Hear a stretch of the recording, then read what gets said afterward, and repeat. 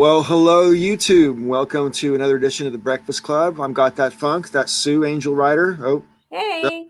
that way. Yeah, I'm Sue, over here Angel Rider. somewhere. Yeah, yeah. And we will have more people joining us as they pull their finger out and get motivated. You know the score, right? Uh, anyway, Sue, how are you? All right?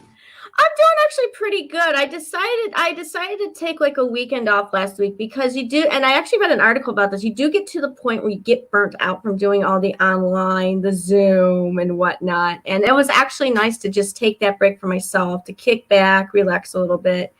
Yeah, that's And cool. yeah, and I've been finding doing that a lot more. Luckily I've had a couple days off from my work where for a couple Korean holidays where I'm just like doing nothing, and that's been like the best thing, is just to do nothing, rest up, get the strength back, things like that. And that's what I've been doing for the most Sure, part. yeah. I do nothing all the time. I mean, I'm pretty expert at doing nothing. I could write a book on doing nothing. In fact, I've written a book on doing nothing, but I wasn't doing anything when I wrote it. It's just be a blank book. No, seriously, I'm the my room's a bit messy. Right? I spent like 5 hours this morning deciding not to clean it. You know. Yeah. Oh boy. Anyway, right. So you're in Michigan, aren't you, Sue? That's right. I'm in the heart of what's been with all the headlines and everything that are going on. So, I got perspective on that. I don't want you to get necessarily too specific, but do you live in like the southern peninsula or the northern peninsula? Okay. This is how we do it in Michigan. Okay, it looks like this. Yeah. Okay. Actually, Detroit's kind of like here, so I'm actually closer to Detroit. I'm like in a suburb of Detroit. Right. But I'm familiar like with the state capitol. Being in the business of professional women's club that I've been, and being like a past president and whatever, I've traveled around the state for different for state meetings and whatnot. So I do know quite a few. I've traveled throughout the state a lot. So yeah. And what's your impression up close and personal about what's going on over there? Well, I got to tell you, with our governor, one of the reasons why she got voted in, just to kind of do legalization of marijuana. That was the only reason why she got voted in.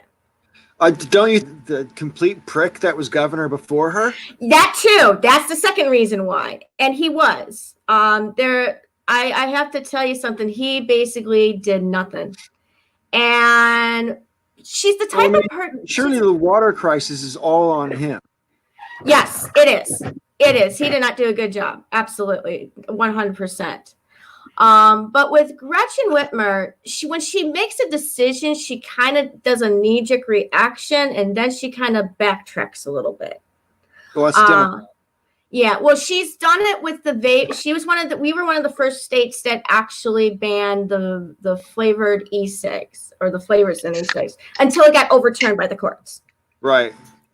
Now, because our state capital, most of the state senators and reps are Republican. They've been railing against her. They rejected one of her emergency extensions, and she's basically been overriding it most every step of the way. But with these militias, that's an I can't even on that one. Well, I mean, come on. Let me ask you two questions. First of all, are these actually recognized state militias, or are these just gangs of men with guns? That's question number one. I would have to say, because the recognized militia would be different, but to be honest with you, I think it's more guys with guns. Okay. What were you going to say, Michael? Do you have some insight on that? Who has to recognize them but themselves? Well, I mean, I think there is such a thing as recognized state militias that you have to. Your group of guys with guns as a militia. So I just didn't know if these guys qualify for that, or if they just declare themselves a militia. Do you know what I mean? There you go with that. The word qualify and recognize. The militias don't have to be recognized by anyone to be well regulated. Okay. They just have to identify themselves as a militia for that sort of protection. There's my Breakfast Club alarm. Nice. Yeah. Right. So basically, so they're not gangs, they're militias. Is that the line of reasoning? I have not heard that line of reasoning for Denver's protesters, but in Michigan, the militia culture is like serious about it. Yes, they are. Right. Yeah. They absolutely are. I think that's always been the case. I mean, too. When Michael Moore did Bowling for Columbine, he'd spent some time with the Michigan militia. Yep. In that film, as I recall. Yeah, mm-hmm. He did. Hello, Green Machine. You're right. So I'm particularly disturbed by what I see going on in not just Michigan. There's been armed people. I'm pretty sure I saw them in Colorado last week. Illinois is another big one too. Illinois is another one. I want to get to Illinois in a minute as well, because I saw that lady with the Auschwitz quote, which kind of blew me away. Mm-hmm. But I'll get to that in a minute. But I just was regards, because from my point of view, and I said this in my video earlier today on my own channel, but from my point of view, if you're showing up in an armed gang to a government building, mm-hmm. That is subversive of democracy. Democracy, you use democratic means to achieve political objectives. You don't use weapons to achieve political objectives in a democracy. So you're applying the definition of gang to them. I would apply domestic terrorism to it. They are domestic terrorists. I am not averse to that definition, because from my recollection, the definition of a terrorist is someone who uses force or violence for a political, religious, or social objective. And force or violence. In other words, it's not just violence. Force can be the threat of violence. True. As I said in my video, if someone points a gun at you, they don't have to pull the trigger to be forcing you. The threat of the pull of the trigger is enough. And quite frankly, if you've got 10 guys strapped with automatic weapons who apparently are working in tandem with each other, that is sufficiently intimidating to be considered forceful, in my opinion. That's just an opinion, not a fact, and I openly admit that. To me, I think it's a pretty strong. I mean, who among us unarmed is going to walk up to those 10 guys and say, "Hey, get the fuck out of here with your guns"? I don't even want the police to do it. Because right. Here in Denver, they were protesting outside of an empty Capitol building. So there was no one inside that was in danger of their life because it was empty. So at that point, there were police watching from the outside, but they were outgunned. There were 300 protesters who were also domestic terrorists, some of them. Right. That showed up with, all sorts of guns. Like crazy, like every attachment you could possibly put on it to make it look like sci-fi. Mm-hmm. Right. Mm-hmm. They were dressed head to toe in the full outfit with flak jackets. Right? Yeah, when you don't just roll out of bed and put that on from a drawer that you got nearby. You know what I mean? I mean, that's the whole kit. That's like getting ready to go out on a Saturday night, but you're going out on a Monday morning or whatever. You getting all that gear on. The whole thing is so obviously coordinated from some central plexus. You know what I mean? And that has implications that are far-reaching and quite disturbing as well, especially since these people are, for the most part, openly Trump supporters and encouraged the president. And it's the president's encouragement of these people that disturbs me more than anything else that's happened this week.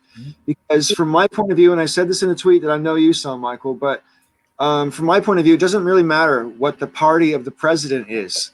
If you have armed people going to government buildings making political demands, any president, no matter the party, should denounce that, no matter what the cause these people are supposedly representing, because otherwise what you're doing is saying, show up armed and we'll give you concessions.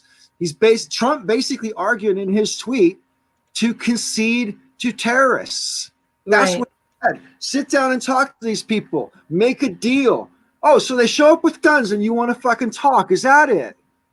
Fuck me. I can't believe that's what we've come to. So Ashtray, how you doing? Yesterday, I posted a video with my opinion that those who showed up for those protests that overstepped the bound of protesting, the boundary of protesting, and went into domestic terrorism by showing up with guns and breaking laws flagrantly. The first one being the stay-at-home order, the second one being social distancing, the third one being wear a mask in public. All three of those were lawful orders given by our governor. Plus, no having open carry firearms in the city of Denver.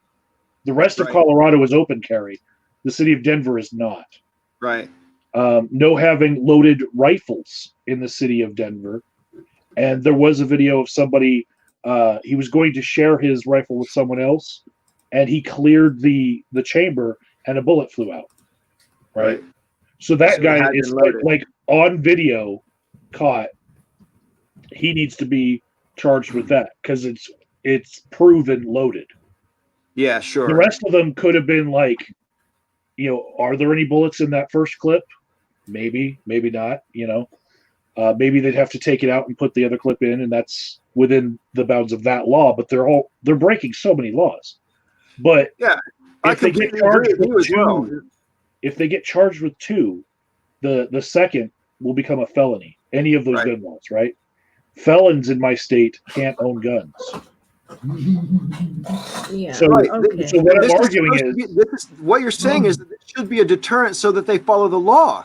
The fact that they might lose their guns should encourage them to follow those laws and not do the bad protesting with the guns, like you're saying. But because I value the lives of the police officers, I would not have the police officers try to break that up. What I'm saying is there's enough video footage to digitally, identify those people who showed up and then go track them where they go home to. And then when they're on the toilet in the bathroom, have a SWAT team breaking on them then, because I don't want those police officers to get into a firefight with that. No, but I think it's pretty dire that we're seriously considering firefights between civilians and cops over something as basically. I mean, good grief. We've had the Patriot Act for almost fucking 18 years now, right? We had our Fourth Amendment rights taken right out from under us, and barely anybody blinked about that, right? Yeah. We've gone to war and spent trillions of dollars and made all the President Bush's buddies rich, and now we're making all Trump's buddies rich. No one's complaining about that. They're not protesting about that. They're protesting because they can't get a fucking haircut. Now, these protesters I saw in Denver last week, Michael, I saw a picture of this one guy, and he was wearing a pair of sunglasses that probably cost about $400. They look like they're, what do you call them? They're sunglasses. Oakleys. That's the ones I'm looking for.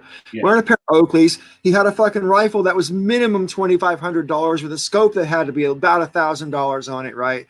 And he's talking about how he wants to go back to work. No, motherfucker, you want your employees to go back to work. That's what this is all about. I get it, man. I like I said, the first Breakfast Club Jamboree that we had 5 weeks ago, I do get it. I don't think it's cool to just like snap your fingers and volunteer for house arrest. I mean, we can't just do that because the government says so. But I can see that the fucking disease is real, so I'm not an idiot. You know what I mean? And I don't like government surveillance of people who don't deserve it. Right. But the cameras right there on government buildings that are being stormed. Right. A crime was committed. Multiple crimes were committed. In Michigan's case, you can also see on those cameras that they went into trespassing. They bypassed the security checkpoint where you're not supposed to have guns beyond that point. Right. And they were threatening peace officers to their faces. Which was unexcusable. Yeah, right? There's a couple pictures going around that have gone viral on Twitter and all social media on that. Denver, the ones that are right in their face, shouting in their face. Yep, right in their face. Yep. Masks on, trying to protect other people, and these guys are just throwing their germs right at them now. Yep. If any of them actually came down with COVID-19, in the next, say, week or two, and they're in a hospital, and then they get arrested for the other charges, I would add attempted murder. By spreading, if you're saying it, not spreading it. Say it, don't spray it. Malicious contamination or something like that. Yeah. Communicate, don't irrigate. Yeah. Oh, I like that. I like that. That's good. That's good. Like I said in my video earlier today, I mean, about a week and a half ago, they had a protest against Netanyahu in Israel. There about 3,000 people showed up, and they were all socially distanced, and it made the protest look gigantic as well because they were all socially distanced. I saw a picture on that. Yeah. A, it took up a lot of space, and B, it also made it quite easy to count the people because you could just go 10, 20, 30, 40. Yep, you could. Bucks, you know. But you know, so I'm not necessarily even because you say about you're breaking a lawful order by breaking the shelter in place order. I agree that's breaking a lawful order, but breaking that type of an order to do a lawful thing like protest, that's up to the courts. It could go either way, but I get what you're saying. I do get what you're saying. I think the right to protest is more or less sacrosanct, but if you're gonna do it right. Wear a fucking masks, socially distance, come and go in a vehicle. You know what I mean? Blah, blah, blah. They're supposed to do it properly. But these people aren't. There was another part of it, though. No, they don't. The part of protesting that is sacrosanct is you have the right to peaceful assembly. Bringing an assault weapon to your assembly is not peaceful. Threatening peace it's not. It's true. Is not peaceful when you're threatening the peace officers. So if you're breaking down a lock to get into a door to get into a government building, that's not peaceful assembly anymore.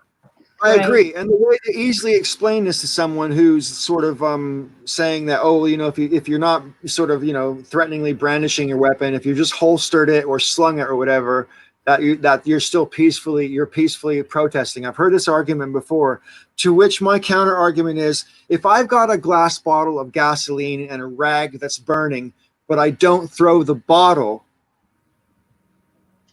am I to be perceived as dangerous or not? Is it only dangerous when I throw the bottle? Well, it's at least a premeditated thing. Right. We know that you've already colluded to commit the crime. Yeah, I've come with a bottle and gasoline and a rag in it. Yeah, it's pretty obvious what I'm prepared to, or potentially prepared to do. So I just find it really disingenuous when they try to come across as, I've just got this for my own self-defense. If you mean self-defense from the police, I kind of get that. Now, Michael, you said something that I've been seeing a lot over the past few days on Twitter when people say, how much these the reaction to this is sort of proving the obviousness that people like me have always accepted is, white privilege is a thing, right? Yes. You could argue in different ways and all day long about to what degree and what is or isn't white privilege. I don't think that's a really productive argument to have. But what to me is beyond question is that there is such a thing as white privilege. But I don't think that even explains this, because you were active, weren't you, Michael, in the Occupy protests back in 2011? Yes. Yeah. And I'm here to tell you that I don't think it matters if there were white people, if you had 20 or 30 or 40 white people packing like they were in Michigan yesterday and today at the Occupy protest, I don't think the cops would have let you get away with it back then. No, see, the Occupy protest was trying to be peaceful. The kind of white people they are. These are white supremacists we're talking about. That's why they're getting away with it. These are Trump supporters. That's why they're getting away with it. If these were Democrats that were storming these buildings for Medicare for all, do you think they get the kind of coverage that they get right now? Or allowed to do it? Come on. So the Occupy protest, part of its ethos was peaceful assembly. I get it. Right?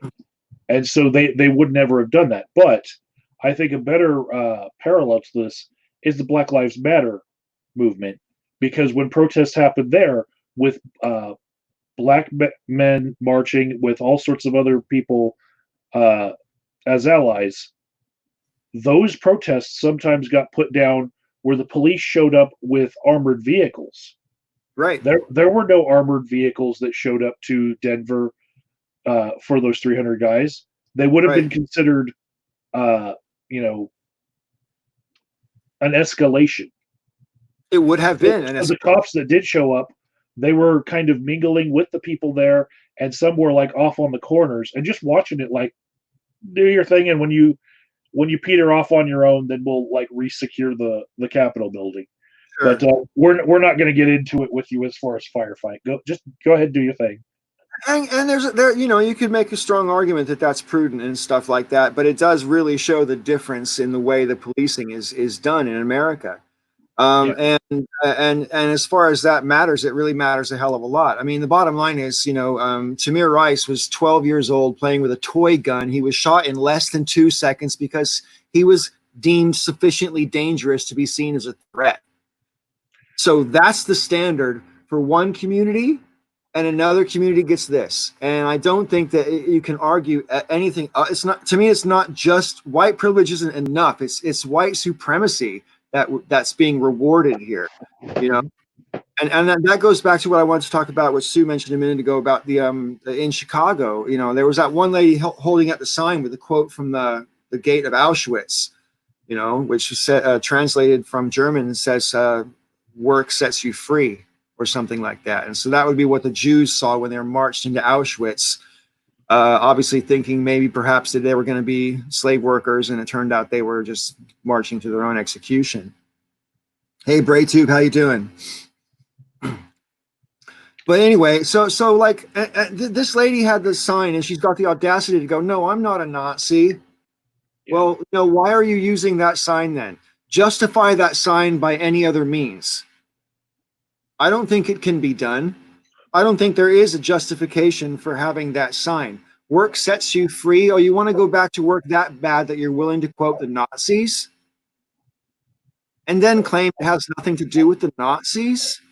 This is the level of stupid that these people are largely at. And what really bothers me is I would argue that they're too vocal. They're so vocal, they're getting a lot of attention, and it makes the movement seem bigger than it actually is. Well, I don't like comparisons to the Gestapo or Nazis on either side. I don't think it does us any good justice if we don't keep that to a minimum. Like, the lesson's there, but there is actually a chance that protesting Trump supporters are ignorant of history. So there's a chance that she had those words on her sign and had no idea of the context. The governor of Illinois is Jewish. Even then, she might be thinking that work sets you free. That's a lot of special pleading, Mike. No offense. I see signs that say God is on our side. Yeah, and people don't realize that the Germans had belt buckles that said "Gott mit uns." Right. Yeah, fair play. Yeah, you make a good point. There was so much ignorance on those signs, like needing a haircut or needing to see a hairdresser. I can't help but wonder if these people are like just literally poing us on purpose. You know what I mean? I think, in a way, I think they kind of are. And I remember seeing some like the first time the protest happened, you had some conservative groups that were making a publicity stunt. So why not get a bunch of people to be part of your publicity stunt so you can earn some money? Mm-hmm. Well, certainly enough really rich people to hire crowds nowadays. Yep, and one of the infamous ones is the Voss family, and who's Secretary of Education? Betsy DeVos. Yeah, there are actually flyers around the downtown area that have little, like, the parts you can tear off on the bottom, and they say get paid doing activism. And right. What they do is they collect a whole bunch of people who might need money in a pinch like this. Right. And they have them go be crowd to make their crowds look bigger. Sure. You're basically an extra in the Donald Trump show or whatever. And I remember, I think it was John Oliver who spotted that there was a black Trump supporter that kept showing up in like 9 different cities all around America, right behind Trump in the camera shot. And it was the same guy. So he was clearly touring with Trump, There's a couple women too. Yeah. Doesn't surprise me. So, if that's the ones we can recognize, how many of them are just sort of ordinary enough that they don't stand out enough for you to really, really recognize that they're necessarily recycling these people in Yeah, they're like kind of almost like they're plants in a way. Well, that's what they are. They're part of the show. Yep. They're literally are plants. They're fixtures. They're props. Yeah, and I can see and I can see a lot of the people in these protests being the same way. I can absolutely see that. Well, we live in an age of such disinformation. It's not even funny. Have either of you guys ever seen the documentary on Netflix called The Great Hack? No. I watched it because you suggested it. Oh, thank you. Yeah, it's really worth your time. It's like an hour long, Sue. And it's well worth your time. It goes into before the 2016 election and then the 2016 election. Britain and also America as regards Brexit was in 2016 in this country, and obviously the American election in there, and Cambridge Analytica and other data mining companies, and just exactly what kind of shenanigans they were up to. And it's difficult to escape the conclusion at the end of the movie that cyber warfare has been going on for a lot longer than any of us have been consciously aware of. And, our elections have probably not been, technically speaking, free and fair for a couple of cycles now, and the next one is every single time they do it, they're going to get more and more sophisticated at it. But soon, some of these data mining companies have 64,000 data points on you and me. I believe it. Every American. I believe it. 1,000 separate data points and little tiny things that I never would have really thought of, that when I saw them on the show, it became obvious to me. Like back in the day when MySpace was a thing, right? Whoever did MySpace, but you used to have it wasn't like Facebook. But there was like a bulletin board. So sometimes there was questionnaire, and it would have 40 questions or some shit on it, and some would be like stupid ass shit that kids would ask each other, like which shoe do you put on first, or some shit like that. Yeah. Other questions would be like, what's your favorite movie? What was your blah, blah, blah? What was your first pet's name? These are questions for passwords. These are data mining questions. These are psychological profile questions. Some psychological profile mining company put these things out there and then harvested all the goddamn data. Anytime you fill out a personality test on the internet, someone is harvesting your data. That's why you have to be. That's why I've heard, even how like on Facebook, when people put all those type of questions on Facebook for people to fill out, somebody can pick it up there too, and nobody would know it. Anytime you play a new game on Facebook, it asks for permissions for these people to share your data. Yes. It might have a really friendly, innocuous name. I don't know, like Hummingbird Enterprises or some shit like that. So it doesn't sound like it's any big deal. And then it turns out that, you don't even know what they're doing with your data. Right, exactly. And that wouldn't surprise me at all. No, that would not surprise me at all. And basically, the guy who was making the documentary, The Great Hack, he was basically suing because, according to the law, you're supposed to be able to ask them not only what data they hold on you, but to what use your data has been put. And he can't get that information. He's still fighting for that. You should be able to get that. They should be able to press a button and have that come out in a facsimile. You know what I mean? Yeah. You shouldn't have to chase that to court. They should be able to tell you point blank on the spot. It's a computer. You know what I mean? They already know this information. It's all digitized. Right. So they should tell you what companies they've sold it to, what the purposes were for, everything. You should be able to find that out lickety split. What were you gonna say, Mike? What I'm noticing now, though, with this weird political time we're living in, is a lot of people are having to use arguments for the opposite side that they used to use for the other. Like during 9/11, the same people that were protesting in Denver the other day would have been all bloodthirsty and wanting to go themselves go enlist and go shoot up the enemy and not stop until the job was done, right? But now we actually know what the enemy is, right? It's not like a nebulous who flew planes into our buildings. We actually know what it is, and we know what it's going to take to defeat it. And they couldn't go 1 month of the battle without crying and going and protesting about it and crying uncle, so it's like the tables have turned with this one.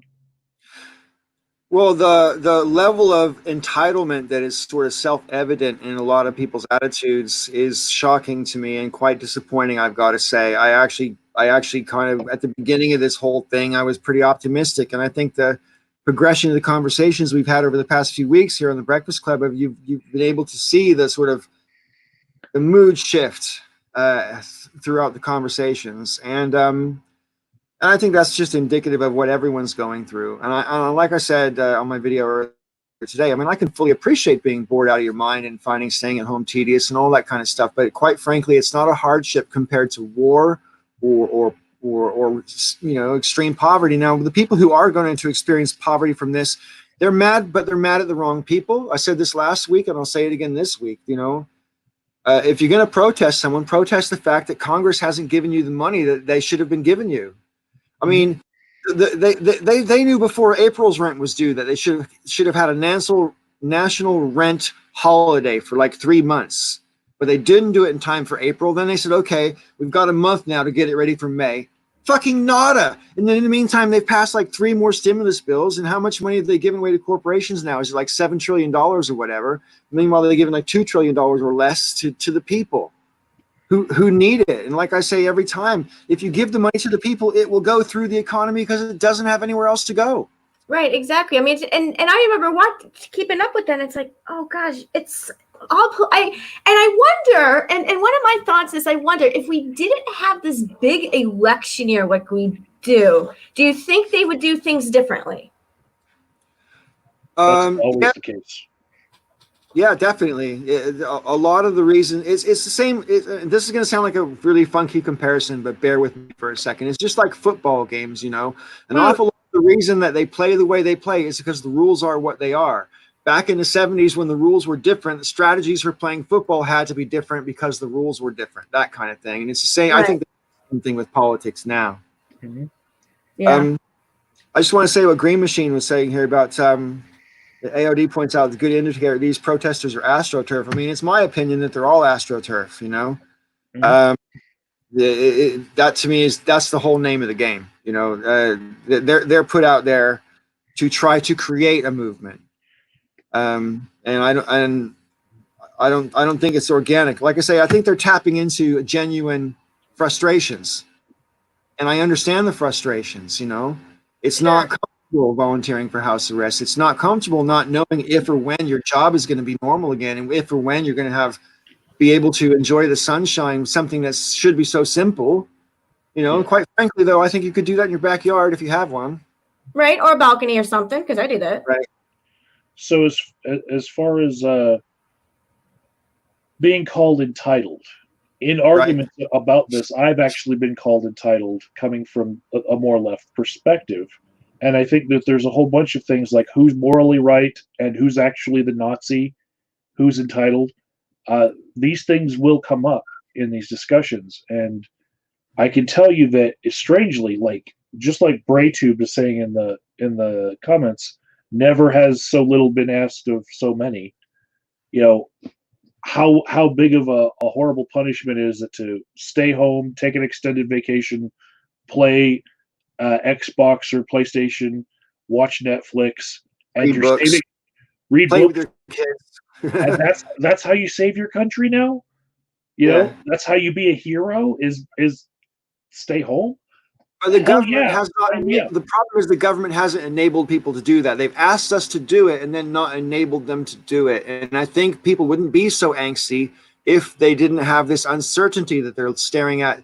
People understandably, like in the very first time when we had this conversation with Brock's like, I just want to know when it's going to end. Well, that would be peaceful, wouldn't it? That would give us all peace of mind if we have some idea that it was going to end up. I get the peace of mind argument, but we can't know that. It's not a knowable thing.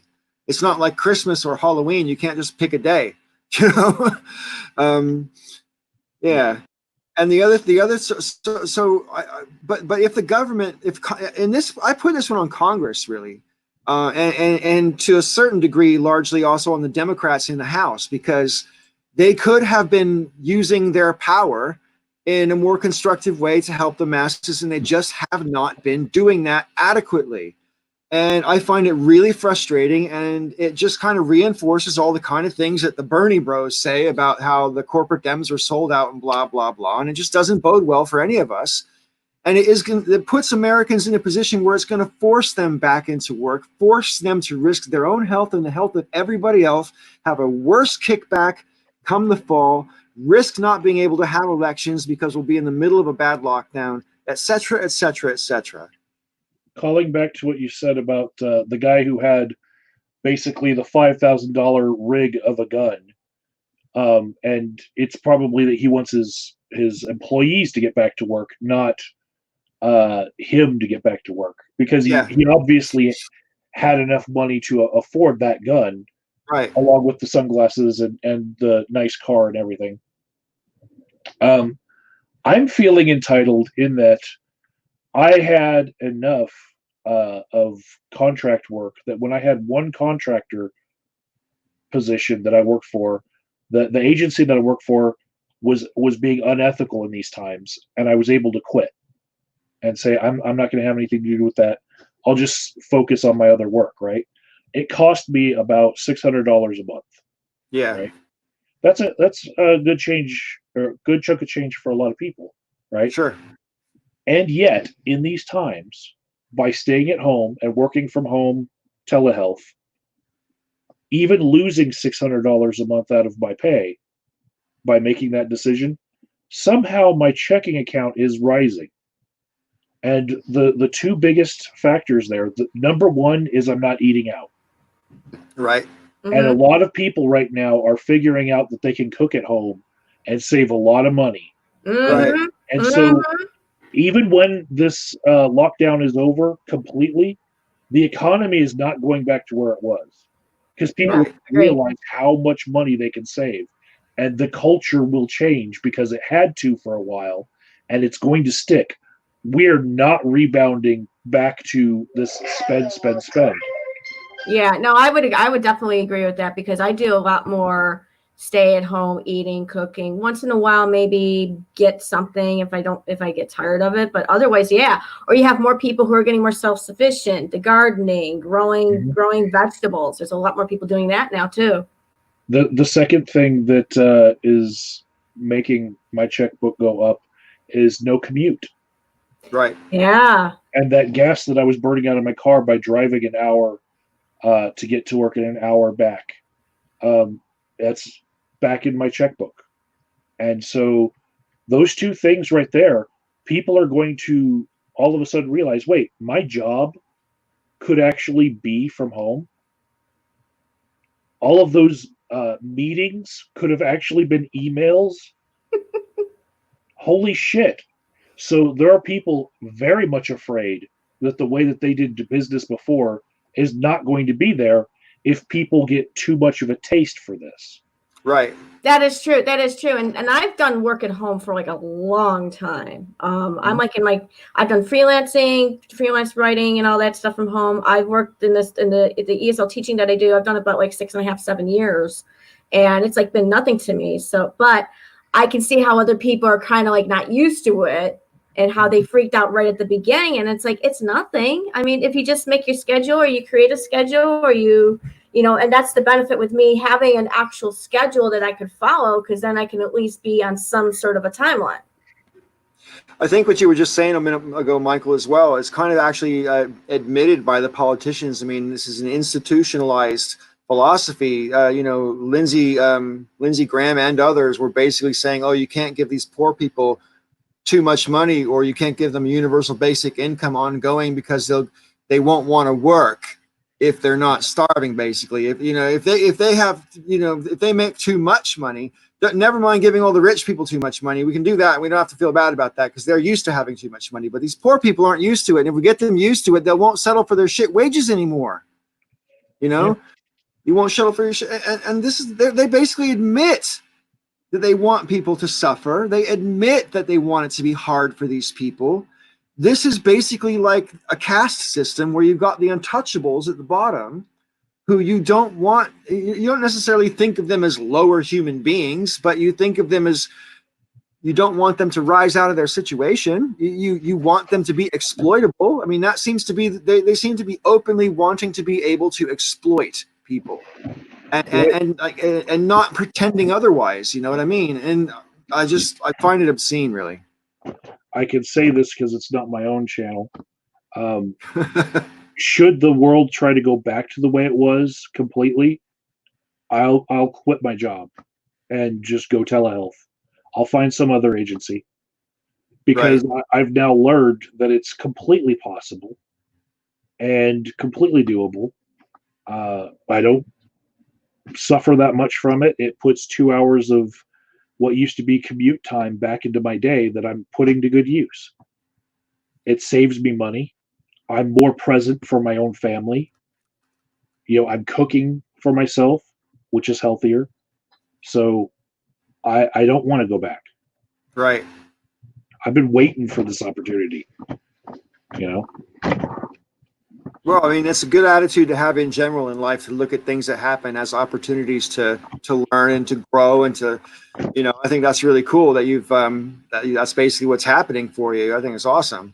So with 20% of our workers, going on unemployment, those 20% that were doing like retail sales jobs, in big box stores that were on death's doorstep anyway, in malls, where the theater takes weren't being as big as they were before, so they weren't drawing as many people out to the malls, and people were buying online anyway. Those retail workers, maybe they didn't need to have that job in the first place. Maybe we could just all order our clothes online from now on. Well, maybe, I would be really sad if that happened, but maybe we don't eat out as much, right? Because these restaurants, they closed because they couldn't make it through 3 or 4 months of poor restaurant visitation. So, and the phase 1 of restaurants will start like in a month for us in Colorado, and that will start with like 25% occupancy only. Right. So they're going to have to take out tables and like have it social distanced and all that. Yeah. And that's what they're doing in South Korea right now. So that's going to limit their ability to make money, because they won't, 3/4 of their tables won't be there. But at the same time, people have learned that they can cook at home. That's going to put a whole bunch of people out of work. Right. And what I'm saying here with all of that is that universal basic income is inevitable. I hope so. We're getting a little bit closer to that inevitability, where we have to realize there just aren't enough jobs to go around, because we have corporations that are making money in like landfall, huge style, fucking billions of dollars, and they're doing it with automation. They're doing it with less people working, and the amount of money that they make versus what people make, it's a no-brainer that they're just going to have to be taxed a little bit more, and give that money to the people. Yep, I agree. There is no work to be done. You can control what used to take one man. Used to have to go around and turn valves, right, at oil refineries. You could control an entire city block of an oil refinery with one guy at a computer desk. Yeah. Now in a PLC station. Right. There is no guy turning the actual valves manually anymore. All those guys don't work there anymore. So you got like giant money-making facilities with very few people. That's the way the whole world is going. Well, I think it's worth questioning whether it should go that way. Now, I don't know how much younger you are than me, Michael. I think, Sue, you're probably a little bit too much younger than me to have watched the same kinds of things I used to watch on the cartoons on a Saturday morning. But back in the day when I used to watch the really proper old Looney Tunes. Oh, I love old Looney Tunes. Yes. Of course. On a Saturday morning, before the good cartoons came on when I was a kid, there would be the old Looney Tunes cartoons, which would be shown before movies back in the 40s and 50s. And there's one in particular that basically teaches Elmer Fudd what capitalism is, right? And he talks about how, the whole point of capitalism is so that you will have to work less hours and have greater leisure time with increased standard of living. So increased standard of living while working less hours, therefore being able to enjoy more leisure time. That was the goal, right? That was the whole thing. But when it came to things like automation, the point of that was so that we could have all the same work done, but we wouldn't have to work as much to get the same product. And that we, the workers, would be the beneficiaries of this automation, not them, us. We're supposed to be, but that didn't happen. And I made a video back, I think it might have been on the original Breakfast Club channel years ago, that there should have been, and I still think there should be, an automation tax. Because let's just take McDonald's as an example. When you put an automated teller in a McDonald's, that's going to be there from the minute they open till the minute they close. So it's taking a minimum of 3 people's jobs, probably more like 4 or 5 people's jobs, just the one machine. And then they've got 4 or 5 of those machines double-sided in McDonald's. So basically they've managed to cut down their workforce by, like 80%. And McDonald's was one of the few jobs that you could get where you didn't have to have a formal education, right? Right. Anyway, so it was an important job to be available for people who needing unskilled work. Now, when you put an automation machine in, not only are you robbing people of jobs and thereby robbing the government of the income tax that those jobs would have been paying to the government, but you're all because they're not paying income tax, therefore the machine is also saving the company money because it's not paying tax on the machine. So those machines should be paying at least the equivalent of the income tax of 4 employees or 5 employees or how much ever employees are taking. Because if you're going to replace people, fine, but we still need the goddamn money coming in. You know what I mean? To me, they've robbed us of tax and of jobs with these automations. It's the same is true for robots building cars and anything else you can think of which is automated. You know? So the same is also true of software. And if we're just going to stay within the bounds of McDonald's, there is a predictive algorithm for McDonald's that can predict when their surges are going to be. And based on what food they've already prepped, can tell them what they need to work on prepping. Wow. Prior to the big rush coming. So if they're short by 30 patties, you're not going to have like 2 or 3 people on the grill during that time. That one person has been told by a computer screen, hey, throw 10 more patties out on that grill right now. And so it spreads the work over time with the one worker by telling him what to do in the right order because it's smarter than humans. Right. Wow. So that's why they can be fast food and still be fresh, is because as soon as something goes out on an order, they're prepping the next one in enough quantities to handle the workload. But the algorithm tells them, at certain times of the night, don't put as many of those out there. But then come morning time, you're going to need some more breakfast sausages on that grill, And so it's always ahead of the demand just a little bit, but by not having to react with people to shortages in what's ready to go, they don't have to have the people there. They can use software to minimize how much work is actually needed to be done by human hands. Right. So it doesn't even take like a physical computer. By using software, you can also come to this point where maybe the software should be taxed because it's eliminating tax-paying workers. Yeah, and also anything that helps make the company more efficient is making the company more profitable. So that's obviously a good thing for the company as well. So it's not that the company would necessarily lose out too much if you tax them for it, because they would be making up for it by the advantages of the efficiency gains and stuff like that. Yep.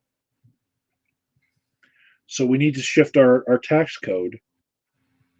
And the biggest part of that shift, I think a lot of Democratic candidates got it right. We need to have more taxes against the wealthy and wealthy corporations. I mean, I'm not sure how reliable campaign figures are, but I mean, I know Liz Warren, when she was talking about her version of the wealth tax, which was considerably more lenient than Bernie's. She was saying that you with a 2% tax on everything over 50 million and a 3% tax on everything over $1 billion, you would have enough money to fund universal preschool. You'd be able to write off student debt and have free universal college, just for 2 or 3 cents on every dollar over the. And the thing is, if you had a wealth tax of whatever level, whether it was stringent like Liz's or more aggressive like Bernie's, if you had a wealth tax, the beautiful thing about a wealth tax is that you can't deduct against it with other deductions like you can with income taxes and other kinds of taxes. And it's one of the reasons that Google and other big companies don't pay taxes, is because they've got enough accounting and they've managed to pay enough lawmakers to make enough sufficient loopholes to where they can deduct against their tax burden to the point where they have zero or sometimes even negative tax to pay, right? But with a wealth tax, you can't deduct against that because in order to pay it, you already have to be wealthy. So it can't be deducted against. And I think that's really important. I think when it comes to fixing the tax system in particular, I mean, they need to close lots and lots of loopholes just in general. I mean, it shouldn't be possible to be Starbucks or Google or Apple and be able to deduct yourself down to zero. It shouldn't be possible. There shouldn't be that many deductions available at all. You and I don't have that many deductions available, so why the fuck should they get it? I will give the concession, though, that some of those deductions that are written into the tax code are just a different way of getting them to pay. Stuff that we would have spent tax money on anyway, they can provide by just doing it up front. Such as I used to work for GE in the early 2000s, and there was a wetland park for ducks, for migratory birds that they had right out in front of the plant. And it cost them millions of dollars to build.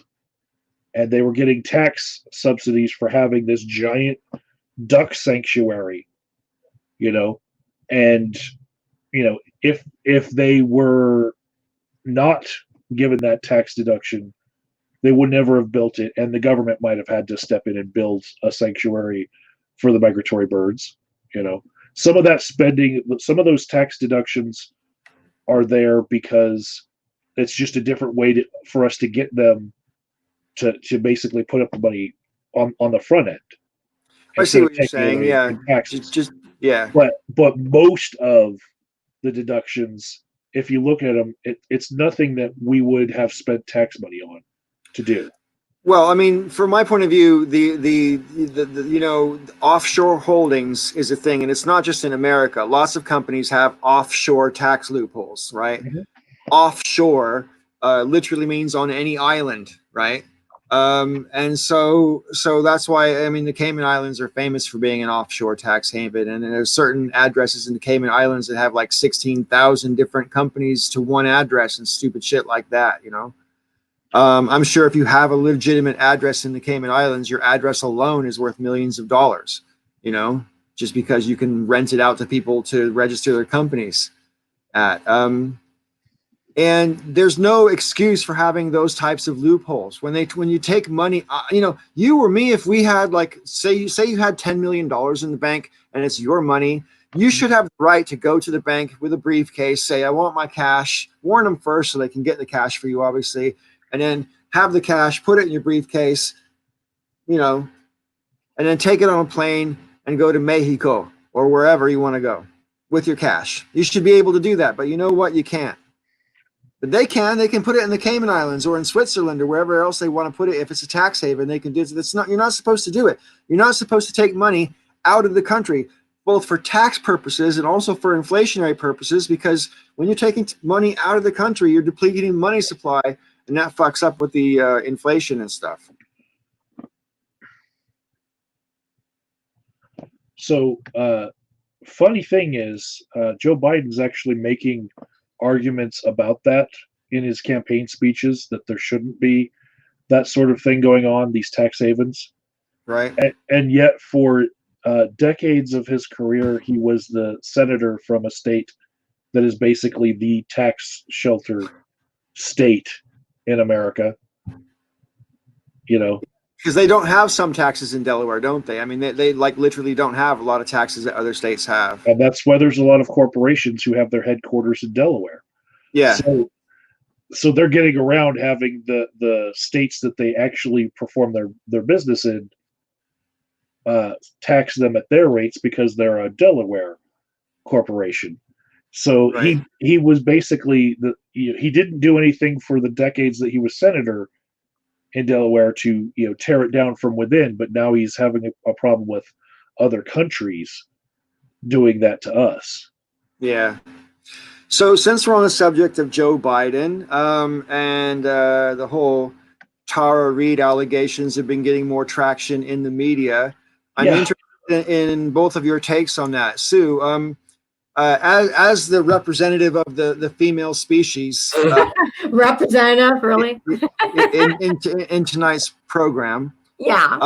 where do you stand on the whole? I mean, do you feel like you should just assume a posture of belief when a woman makes an accusation? Do you think that there's room for skepticism, or do you think believe first and ask questions later? I mean, there's different attitudes. Some people be skeptical and maintain that until proven guilty and that kind of thing. And I think there's lots of stuff in between. Where do you come down?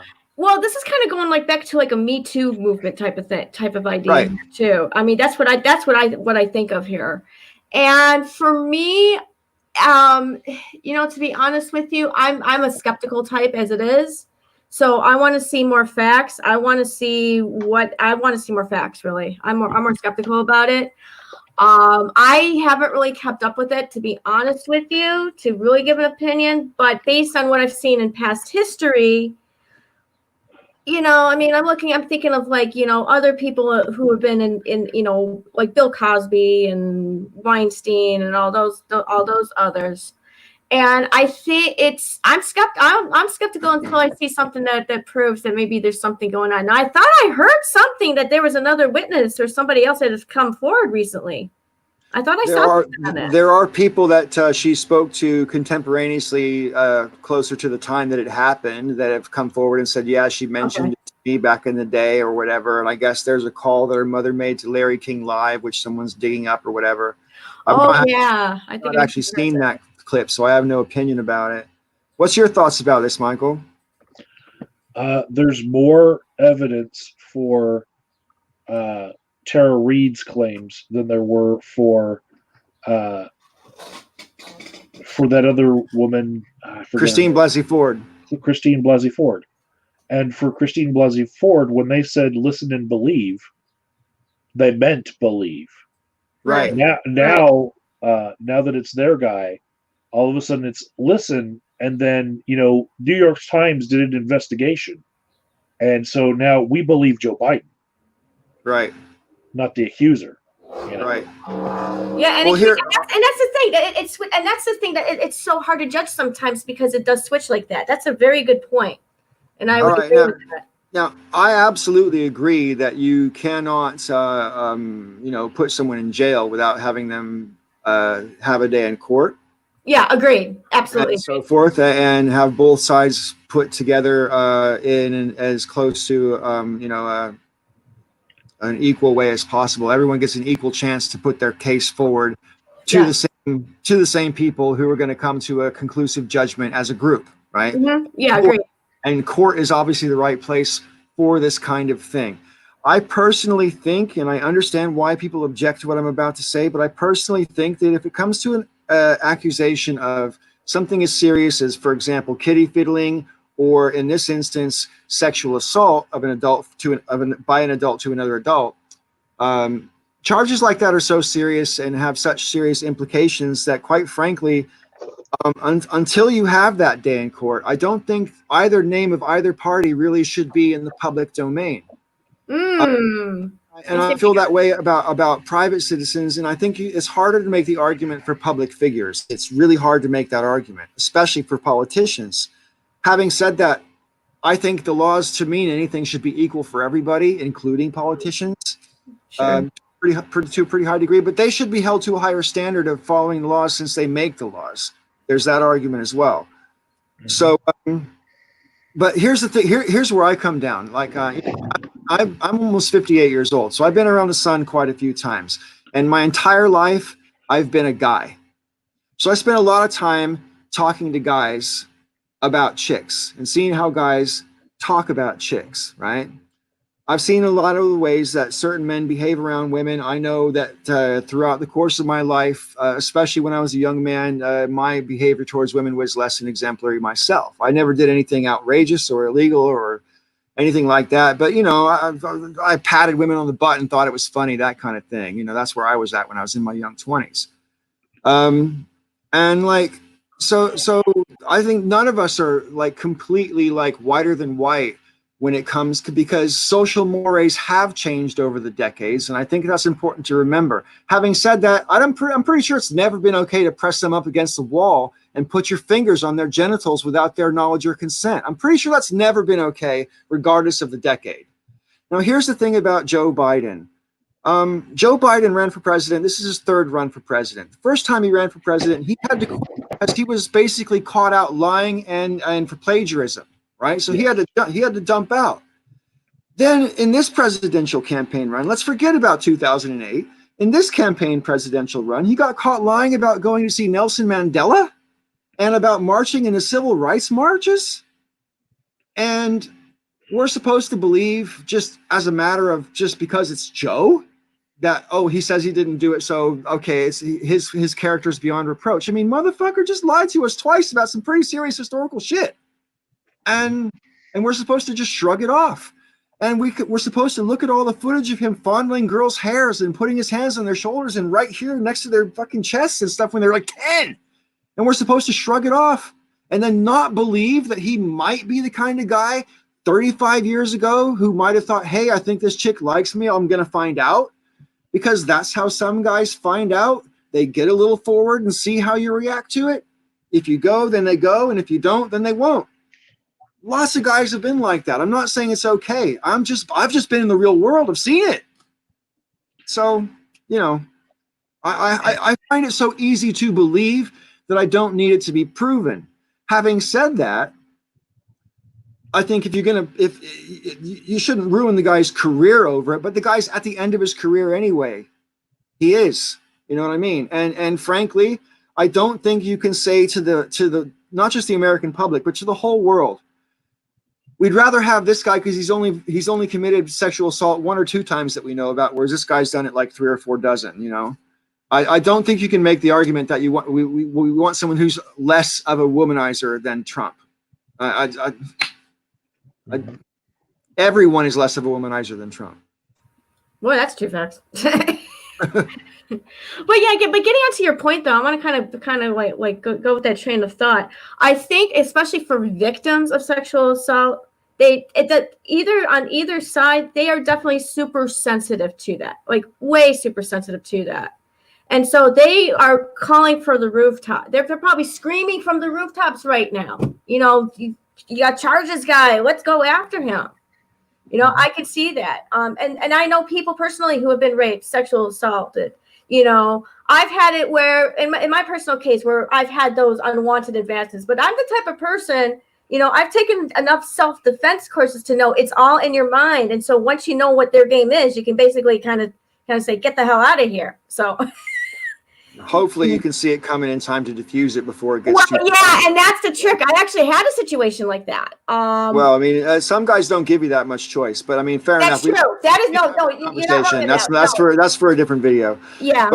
But I mean, bottom line though, to me is like, I find it because I mean, I never really wanted Joe to be the candidate. That's my bias. I openly admit. I would even rather have Mayor Pete than Joe Biden. That's saying something. Yeah. Right? But I mean, that's how much. I mean, Joe Biden was like my number 6 or 7 You know what I mean? So he wasn't even in my top 5. And so I admit my bias. Having said that, way back before Joe, when people were just talking about Joe in the polls and he hadn't even declared yet, there was a footage of him, like a montage of him, like touching the girls, snipping little girls' hairs and touching their shoulders and whispering in their ear and telling them not to touch a boy until they're 30 and all this kind of. I mean, what the fuck are you doing, Joe? I mean, if that was my daughter, I would have said, "Get your fucking hands off my kid." I don't care that he's the vice president. I would have told him to get his hands off my kid. If that was my daughter, no way. Right. No, not let a man touch my kid like that. So that's how much it bothered me watching it. And it's not my girls, you know what I mean? So I was already uncomfortable with Joe as regards his attitude, because even if you decide that the sniffing of the hair and the touching is not necessarily inappropriate in the strict sexual sense of the word, it's still incredibly entitled.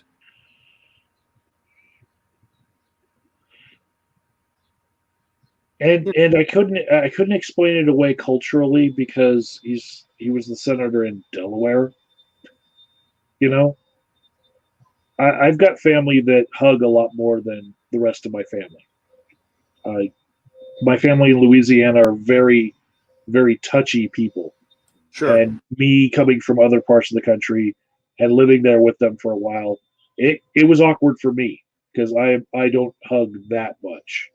You know, every time I see somebody, hug them. No, that doesn't usually happen with me.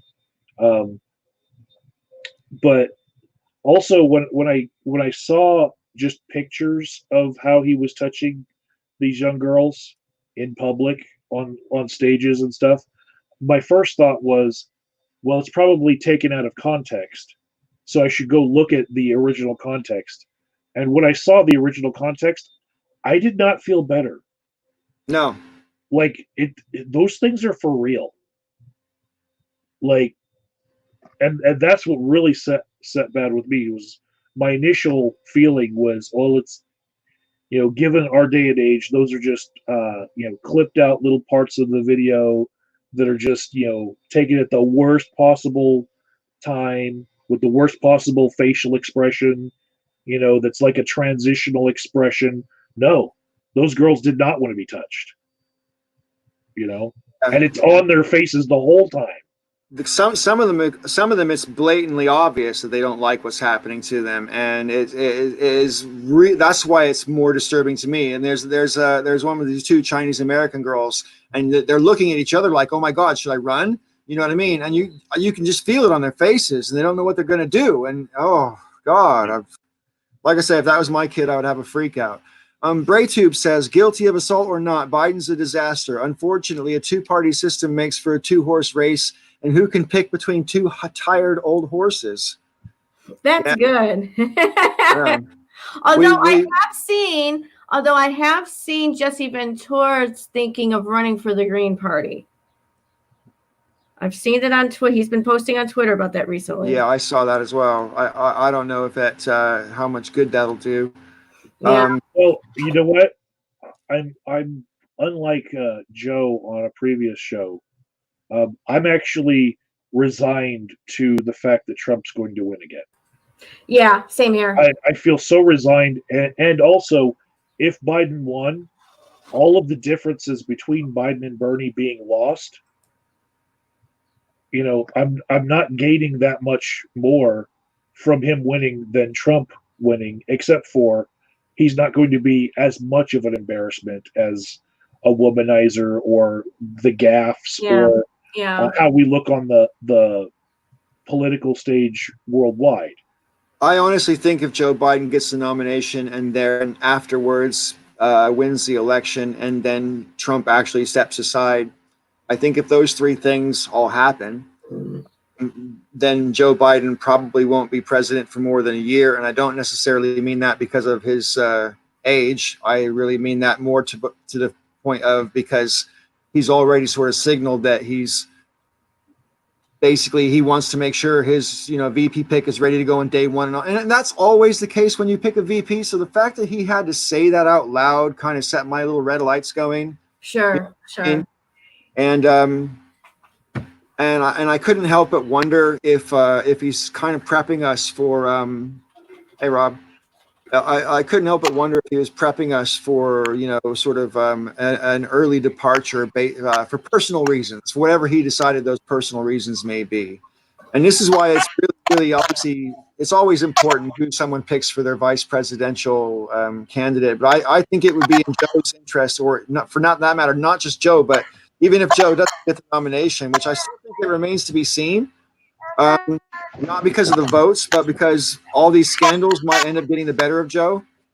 And I think it just remains to be seen. You know what I mean? Yeah. So anything can happen. It's still 6 months away, Anyway, but if Joe does get the nomination, I'm not confident that he's going to remain president for. I certainly don't think he'll be president for 4 years. I don't think he wants to be. I think it's his job to get rid of Donald Trump. I think he sees that as his main mission. And after that, he'll feel comfortable handing the reins over, I believe. Even then, the differences that I'm looking for, are we going to have free education? Are we going to have free healthcare? Are we going to have universal basic income? Any of those things? No. If Joe Biden wins, we're not going to have any of those things any more likely than if Trump wins. So I really do feel like, for me, the election was decided when Bernie lost out. Yeah, I mean, I think that's what Bionic Dance was saying as well. I mean, she's very disillusioned by the way that things have played out, and I think she's of a mind that she can't give her vote to Biden. Simply because, two reasons. Number one, he's not offering her anything, like what you just said. Mm-hmm. And the other thing, which I think is kind of obvious to a lot of people, is how Bernie has been manipulated out of contention. They never even tried to play fair with Bernie. And people who did never like Bernie go, "Oh, boo-hoo, you Bernie bro, you're just making some kind of a fuss because your guy didn't win." Look, if it was a level playing field and my guy lost, I promise you I wouldn't be making this kind of a fuss. But playing field was never level, and I think it's okay to point that out. Paul, can we just take a second to watch Dev eat a wiener? It's a sandwich.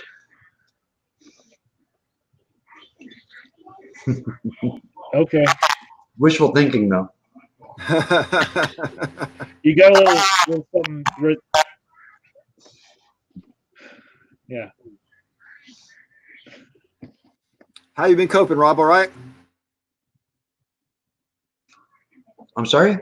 How you been coping? All right? Same old, same old? No, getting a lot of stuff done. I mean, I spent most of today outside doing gardening, weeding, mulch, planted a few rose bushes. So that's cool. There's some sound interference when Paul's talking and it's bouncing off Dev. That's what it is. Okay. See if I can fix that. Yeah. All right. I don't know about now, but that sounds better for sure. Yeah. It's still a little bit there, but yeah. No, still there. Well, how about I just mute when I'm not speaking? Okay. Does that fix it? Yeah, that fixes it. Yeah, okay, then that's cool. Anyway, yeah, I'm really nervous about what's coming, because if they're already sort of showing up in gangs or militias or whatever term you want to use for these groups of men who are showing up at state houses with their arms, if that's happening 6 months out from the elections, and the domestic temperature gets turned up for a variety of different reasons, it just doesn't bode very well. One of my viewers on my video on my channel today, SAS Garters, has been watching my channel ever since I very first started. And he mentioned something along similar lines to you said, Michael, where he was basically saying that he doesn't want the cops to treat this the way that they actually deserve to be treated, as terrorists, but he doesn't want them to treat them as terrorists specifically because that's what they're looking for. And we're sitting on a powder keg here, and they're just looking for a spark to set it off. And once you have that explosion, you can't basically predict where the fallout's going to land. True. And I'm very happy that the cops in Denver just let them have their day and did not engage, because just the loss of one of those cops' lives would have really hurt me more than I'm hurt by having to watch them wave a flag and wave the Trump supporting banner and all that and hold stupid signs. Yeah, I felt like some people are dying because of that demonstration, but the people dying are the dumb ones. Right, right. They're going to get sick. Hopefully they don't spread it to people who don't have that same political leaning, specifically the one that would lead them to break the stay-at-home order. Hopefully nobody who was not in favor of that gets sick because of them. Right. Would be ideal. But if a cop had got hurt by them, I'd feel much worse than if one of them gets hurt by their own actions. You know, I still feel bad about that. Yeah, in your video yesterday, you were mentioning about how, you know, this is a good example of white privilege in action. You know, and to the extent that that's obvious, I agree with it. But one thing that bothers me, normally when I think of examples of white privilege, it's basically like white people that aren't necessarily getting privileges above and beyond what they should expect. They're getting treated like you're supposed to get treated in a free and fair society. You know, you're not getting harassed by the cop when you get pulled over. He's taking your name and your license, your registration and your details. He's dealing with you and he's sending you on your way. He's not asking you to go through your trunk necessarily or trying to search you or ask you if you've got a gun or any of that kind of crap, you know. I mean, maybe he is, but he's treating you differently for sure, right? So white privilege to me has always meant that you're being treated the way at the bottom is supposed to be treated, but other people aren't getting treated even to that standard, to that minimum standard. They aren't getting that minimum standard. That to me is what white privilege usually means. But in this case, it means something else, because I don't think, no matter what color skin you have, what your ethnic origin is, I don't think you should have the right to bring weapons to government buildings. So I don't necessarily think it's white privilege. I think we're talking about firearms privilege here. These people are, the privilege that these people are enjoying, they're enjoying because they are armed. And they have a pretty good idea that if they were stopped with their politics and what they were doing, the next day the wave would have been bigger. You know, if there was a firefight, the next day, even more of them would have come out of the woodwork for day 2 of the firefight. Right. And this is why you have to, you know, play it really, really, really carefully. But what I'm disturbed by, I mean, I absolutely agree that in order to minimize loss of life, you know, you got to be really careful, and you can't do anything which might, you know, cause an escalation. On the other hand, you can't tolerate people showing up at government buildings in gangs, armed to the teeth, making political demands. No, you can't. No, you can't. That's not okay. Because I can tell you for sure, if it, like I said before Dev got here, if it was people storming the government buildings with guns demanding Medicare for all, they'd send you packing. They wouldn't put up with it. Definitely. So it's not the fact that they're white even, it's what kind of white agenda that they've got. That's what's going on here. It's a white agenda. It's a white supremacist agenda. And the undue pressure that they put on our governor has caused him to start the phase 1 of getting back to normal prematurely. And in his speech, where I really like Governor Polis. Jared Polis has done a lot of good for our state, but he also has some libertarian undertones when he speaks. And one of the things he said was, we're entering the phase of personal responsibility. Basically, it's on you now. We've been shut down for a month. If you don't want to get it and it's still going around, you know how to not get it. Stay home. Right? But phase 1 isn't even a full reopening. It's like what they're doing in Sweden.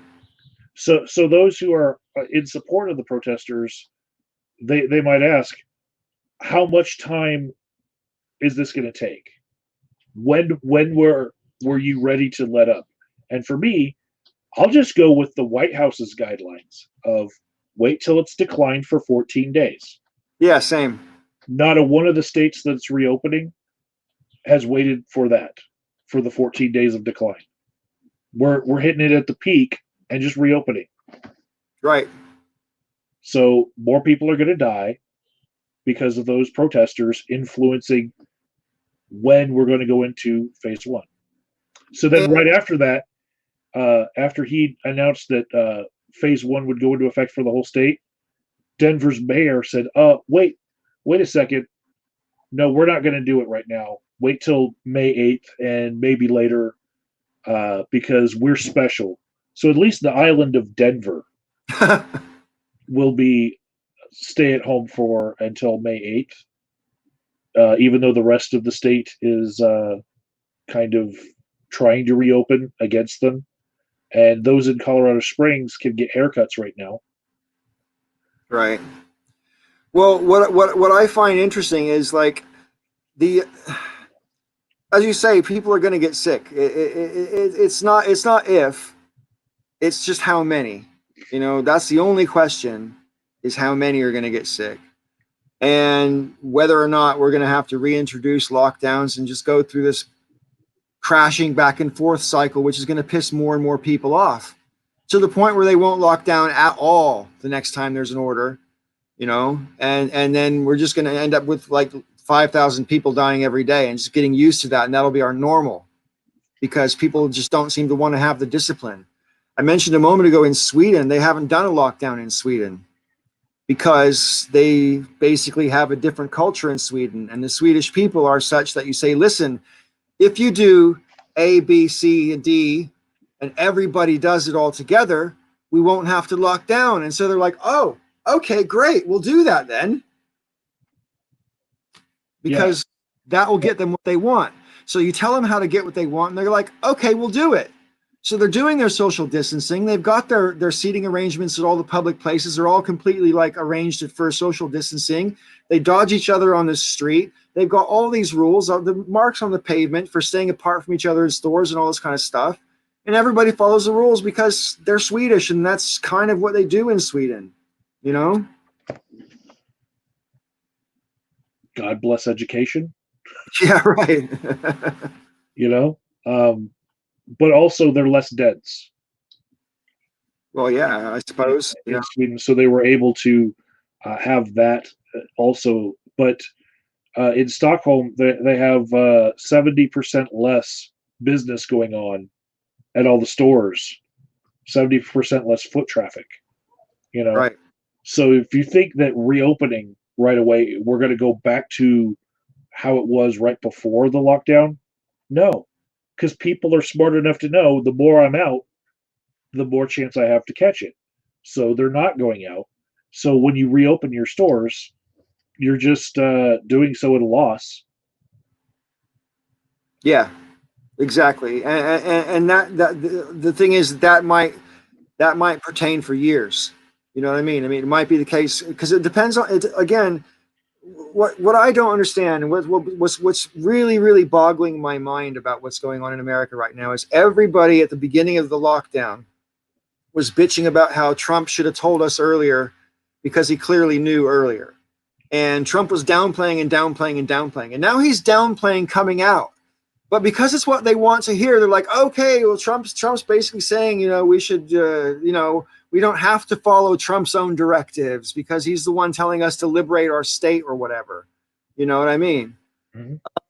And so I think that whether he's actually got genuine influence over people, I don't really know in terms of a direct, you know, suggest this thing and they'll just automatically snap to do it. But I think he definitely does provide this sort of space in the conversation for that. I mean, when he did that tweet about the Michigan protesters day before yesterday saying, you know, these are good people. They need to be heard. I mean, you know, pardon my French, but motherfucker, you've never talked to any one of these people. How do you know any of them are good? He's never spoken to a single one of them. I would bet my dick and balls on it.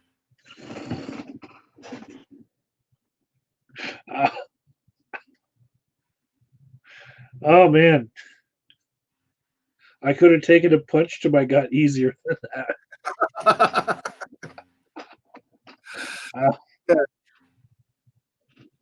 Rob, you're uncharacteristically quiet, so I'm going to mute my microphone for a minute and give you the floor.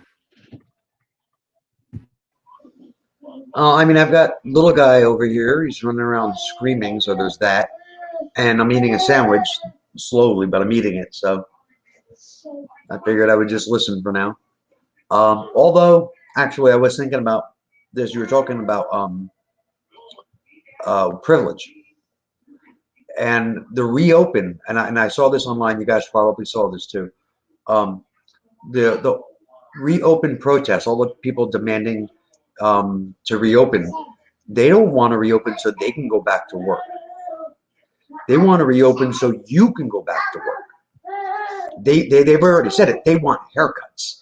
They want to be able to go get drinks. They want to do what they want to do, and they want you to go to work and sacrifice yourself to make sure that they can get their way. It's the ultimate form of entitlement outside of slavery, because that's what they want. They want the entitlement. They want the privilege, and they want the ability to have control over your life and whether or not you're putting yourself out on the line for them. That's what they want. So it's disgusting. Anyway, that's my piece. I agree, it's disgusting, and I also find it really disturbing that, like, it's always been the case when it comes to, you know, they're happy to screw us over for money, but now they're literally prepared to ask people to risk their lives for minimum wage. I mean, come on.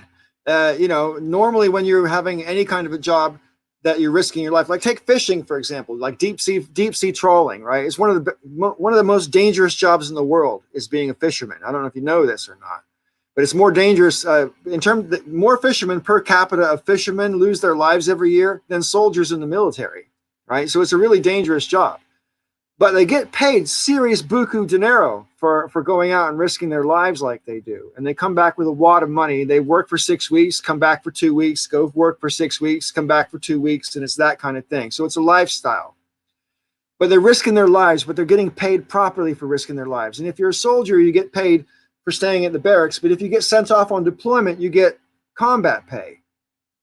But these people aren't getting any kind of hazard pay. Most people, I think, aren't even tipping people behind it. You know, if you're working at a supermarket, I'm tipping them because I think obviously someone's got to. That's just my opinion. But Britain doesn't really have a tipping culture anyway, so I'm literally probably the only person who ever gives any of these people tips. But I think cashiers should be getting tips. You know what I mean? Go ahead. Wow, what was I going to say? It's if you were to ask any of these people if they believed that the cashier at the grocery store or the guy stocking shelves are putting their lives in danger, doing what they're doing, these people would say yes, they do believe that. If you compare it to a deep sea fisherman, like, you know, in conversation with them, they would say no, it's not the same thing.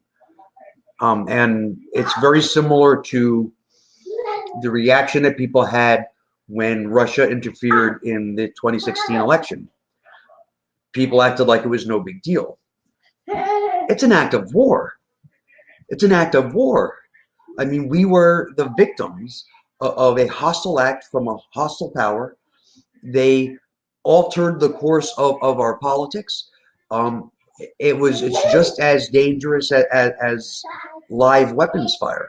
I mean, they committed an act of war, and we've to this day have done nothing because the way that we think, especially in the U.S., the way we think is, I didn't hear any explosions, so therefore it wasn't something that we should do anything about.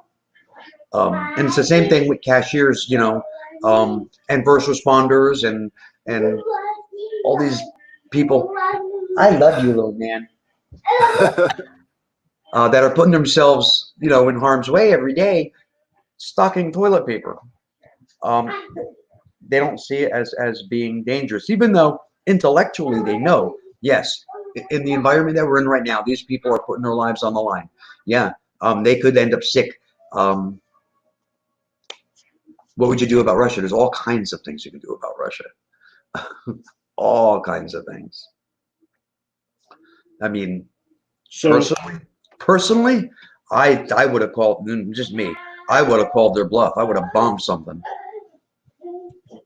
one of the problems I see with there being a hazard pay for these workers, where during this time they get paid a little bit extra more. If they actually did die during that time, then their exposure might be traced back to the job where they were getting paid hazard pay, and therefore their family might be able to sue their employer for putting them in harm's way, and then they died. Much like if you're a soldier and you're getting hazard pay, your SGLI insurance is going to pay out to your family something like $500,000.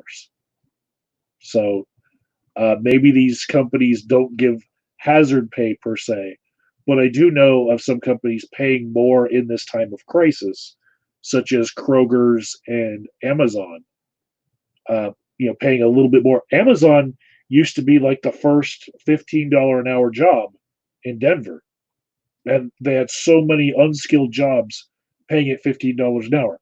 Now go get a job at Amazon, and it's around 18 that they're offering.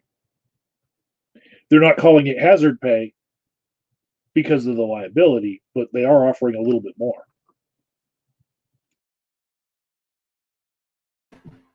Well, it's my opinion that the United States is far overly litigious, just in general.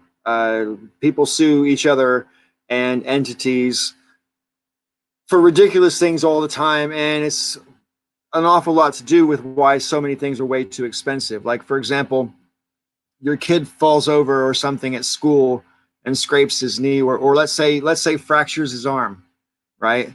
And so you go, and because your insurance, you got $8,000 deductible or some shit like that, and you don't have the money, so you end up suing the school for the money that your insurance can't pay. And of course, you have to oversue because you also have to pay your lawyers and blah, blah, blah.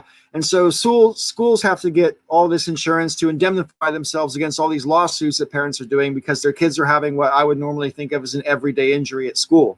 You know what I mean? And I think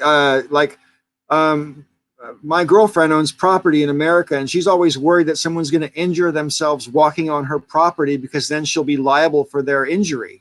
And I'm like, what? If someone's walking across your dirt and they injure themselves, you're liable for that somehow? She's like, yeah. I'm like, wow. I mean, it doesn't work like that here.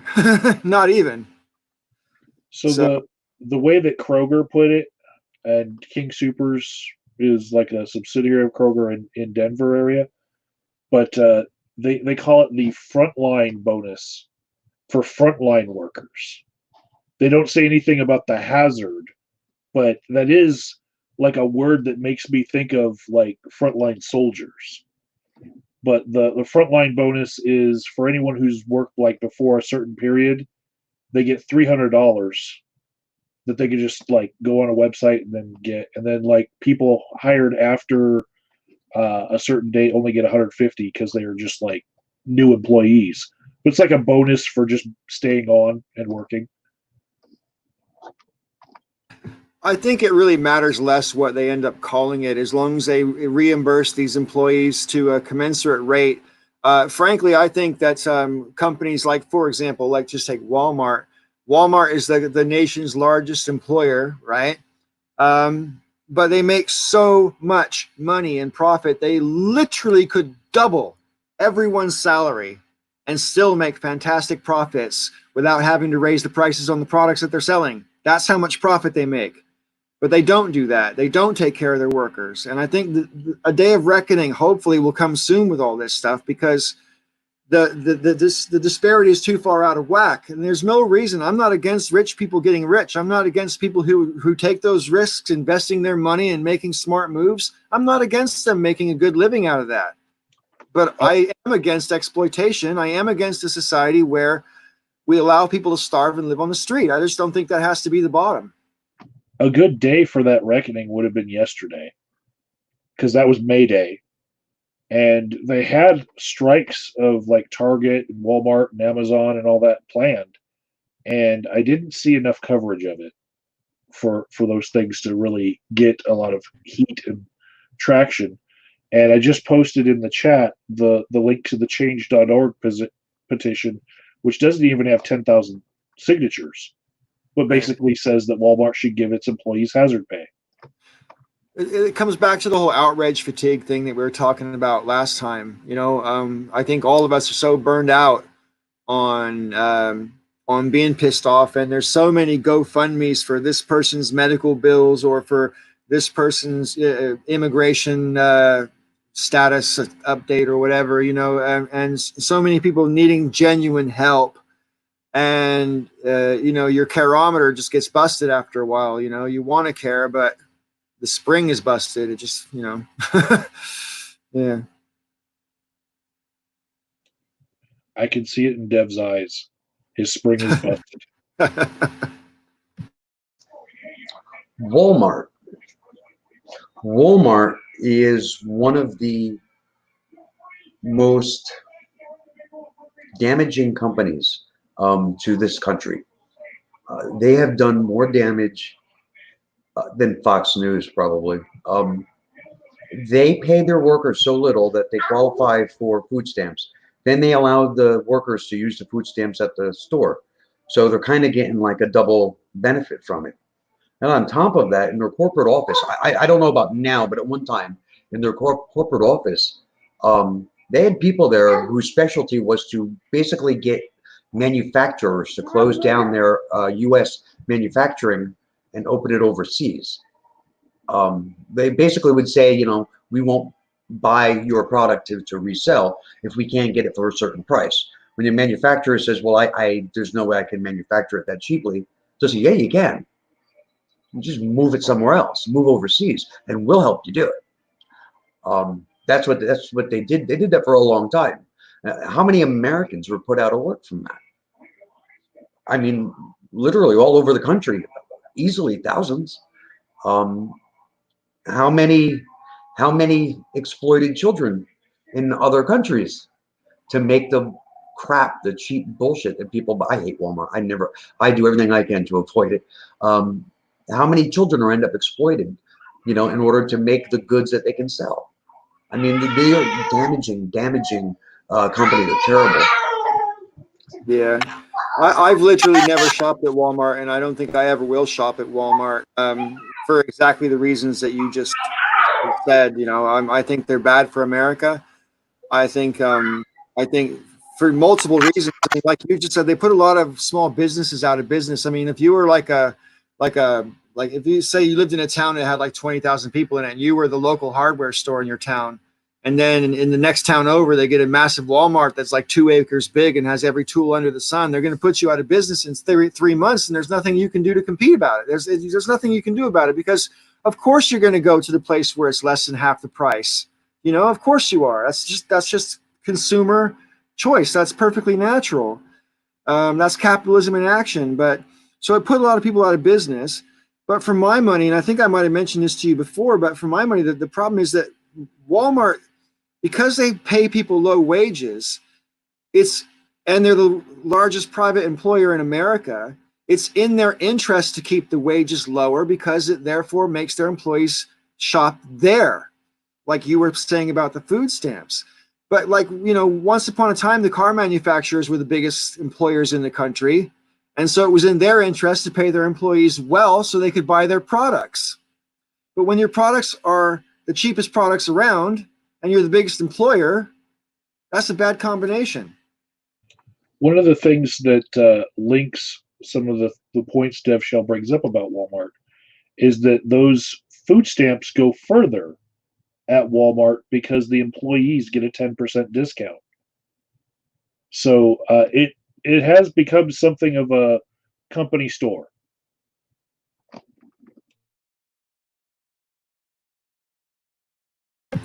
Yeah, I got pretty strong feelings about the whole thing. I mean, the Walmart, the trio, the three of them are all three in the top 10 richest Americans. And I think together they have a combined worth of almost $150 billion, something like that. it's like impossible to become a billionaire. I almost said millionaire. No.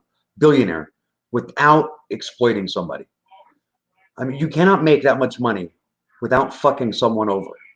And there's no way that they can claim, that anyone can claim that just isn't true. I mean, the only thing I can think of is you write a book and you sell the book for $1 each and you sell 1 billion of them.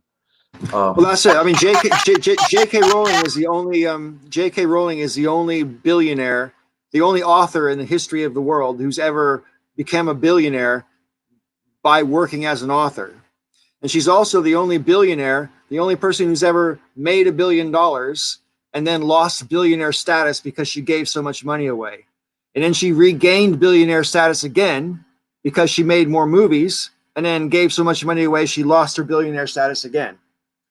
So, you know, I got some respect for her philanthropy and stuff like that. But I mean, she's the only billionaire I can think of who made $1 billion because of her own creative work.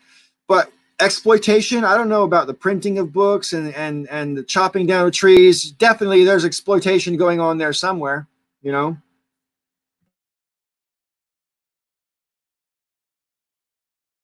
I just looked it up. Her net worth is back to 1.5 billion.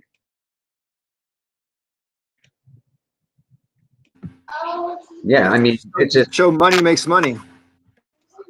Yeah, I mean, it's just not. I mean, no one. I mean, you 1.5 billion. You said That's she right. barely qualifies as a billionaire. I mean, look at any other billionaire. Anybody over $1 billion or over $2 billion. Anyone on the planet, and they fucked somebody to get that money. Somebody got screwed. They exploited somebody. They got child slaves somewhere. You know, they're dumping tons and tons of chemicals in a river somewhere. They're paying employees, you know, slave wages and making them work double shifts. There's no way you make that much money on just, hey, look what I did. It just doesn't. You can't. It just $1 billion.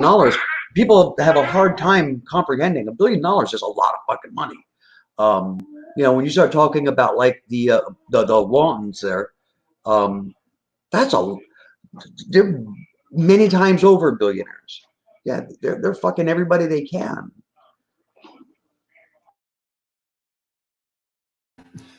No, I absolutely agree. To the Become a billion. You can't become a billionaire unless you're exploiting people. Certainly, for the most part, anyway. Like I said, there may be occasional exceptions to that. I don't really know, but I think as a general rule, you're definitely right. And I also think that they kind of like it that way.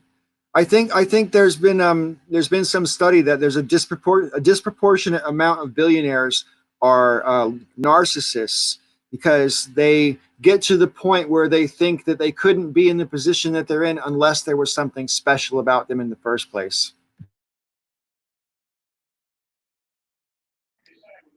Yeah, I mean, and that's extremely misguided.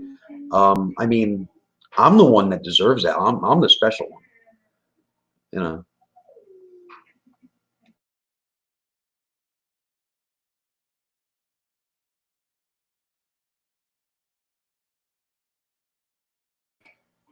There we go.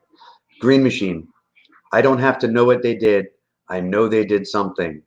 Exactly. He's comfortable with his prejudice against people that are that rich. And I'm comfortable with my prejudice against them too. I mean, there are people like, oh, we don't hate rich people. I don't hate a lot of rich people, but there are some I do. There are some that they absolutely deserve any hatred heading their way. Betsy DeVos is a good example of one of those people. Betsy DeVos, right? I don't know if you remember, about a year and a half ago, someone untied her $10 million yacht and set it loose. And then when they reported on it, we found out that she had 10 $10 million yachts, which must mean, right, that she has one on the West Coast, one on the Northern East Coast, one on the Southern East Coast, one in the Mediterranean, one in the Gulf of Mexico. Should have a lot in Michigan because that's where the family is. She must have had one on every fucking continent and two in every ocean. You know what I mean? I mean, it's like, And like I said earlier, I don't necessarily begrudge rich people for being rich. Not necessarily. If you had good ideas and you took a lot of risks and you made the right moves and earned your money, I don't begrudge you being rich necessarily. But I honestly believe there has to be a ceiling to it. There should be a ceiling. I think I said this before, but I think once you get to $1 billion, you should just be declared victory, and like everything after that should just go back down, and you should just stay at $1 billion forever, or for as long as you can maintain it. And there are a lot of millionaires all over the world, obviously, but I mean, in the U.S., there's a lot in the U.S. of people who are millionaires who still today bust their asses, even though they've got, a couple of $1 million socked away. And they'll never really want for anything again, and their kids are taken care of and that kind of stuff. But they bust their asses. I got nothing. I got no problem with them. I got no problem. Either they work really, really hard, or intellectual creativity, and they've earned it. Good for them. Good for them. Yeah, no, it's the mega rich. I had a back and forth with someone where I was saying that this crisis has proven that we don't need CEOs of these big companies. These big major companies have proven that they're not needed. And the people who are needed are the guys at the bottom. Yeah, and our politicians have also proven that, as pertains their relationship with these CEOs as well, who they're really working for now. I mean, with these stimulus bailouts that we've just witnessed over the past 6 weeks or whatever, they basically raided the Treasury for the tune of like $6 or $7 billion. 98% of it has all gone to these rich buddies of theirs to keep these industries open, which are basically not costing money because they're not paying employees because people aren't working. So why do they need all this money? And I don't believe that none of the money is going to the shareholders. I don't believe that none of the money is going to the bonuses. And we should have been able to get those conditions before they set these monies up, but they never made these conditions. On purpose, they didn't make the conditions. And it just makes me really angry that we've basically watched them raid the Treasury right in front of our faces, and then people are marching because they can't get a fucking haircut. They're not marching because the government shafted them out of their own tax money. It pisses me off, man. Well, what are you going to do about it? That's the thing. They get away with it because what are you going to do about it? What are you going to do? What power do you have outside of complaining on the internet? What can you possibly do? Well, Paul can yell with his mic muted. That's one thing he can do. Yeah, it's really funny you should say that, though, because when I was yelling with my mic muted at Rob, I was saying, I can bitch on the internet. And then right after that, he said, besides bitching on the internet. But no, I mean, here in the UK for the past 20 years, I've been something of an activist. I march an awful lot because I don't have the right to vote here. So I think marching is the way I exercise my freedom of speech, and my political voice here. It comes from demonstrating. When I move to America later this year, hopefully I'll move to America before the election starts and I'll get to vote in America. That'd be quite nice for me.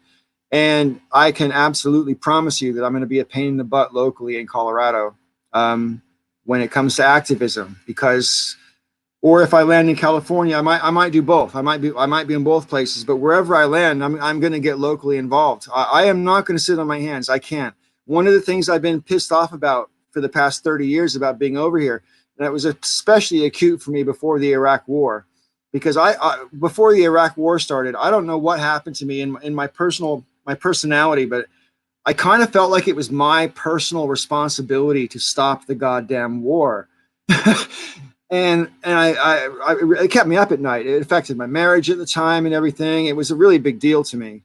And I think it was just my general frustration that being thousands of miles away, I couldn't be as active as I wanted to be and be the kind of voice that I wanted to be and have any influence on it whatsoever. It's like pissing into the wind from over here,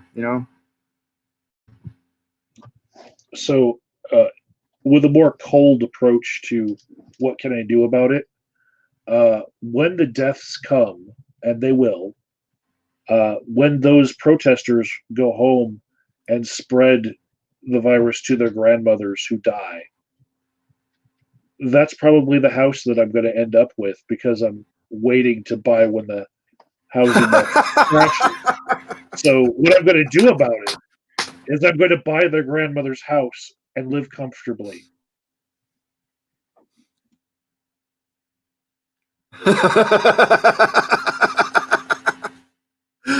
It works for me. And it's one of the things that allows them to get away with the shit. So to raid the treasury while we all watch, there's not much you can do. Not much you can do.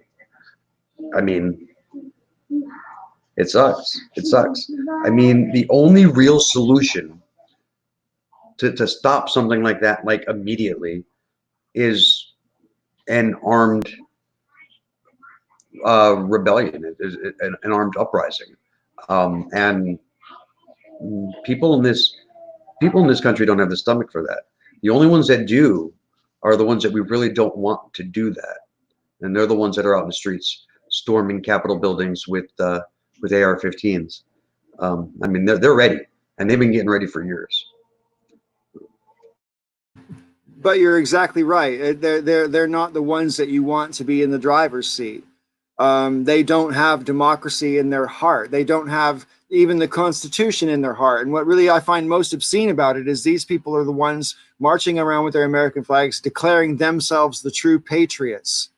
And from my point of view, a true patriot doesn't storm the government buildings with arms because they can't go shopping. I mean, that to me is just ridiculous, you know? I always, it's something that comes up a lot, especially with Europeans. They get really bothered by the word patriot. And they're like, we don't need any more nationalism in the world. Patriotism isn't nationalism. I mean, those guys out in the streets with the signs demanding a haircut, they're nationalists. They're not patriots. They're nationalists. And the way I basically usually put it is, a nationalist will stand by their country, right or wrong, good or bad, no matter what. They are there and they will wave the colors. A patriot will stand by his country when it's good, and when it's bad, they say, how do we fix this? Yeah, from my point of view, if you're an American anyway, patriotism means that you value the Constitution and the values which it is supposed to represent. Equality, justice, fairness, that kind of thing, you know, liberty and justice for all, that kind of thing, you know. And but I think the word patriotism and nationalism are so blurred now compared to what they were when I was a kid. And I think that blurring, that distinction has been deliberately blurred over the recent decades. I had an argument on the Breakfast Club channel, I don't know, it must have been about a year ago because I lived in this room, but I was basically saying that from my point of view, nationalism is objectively inherently bad. All right.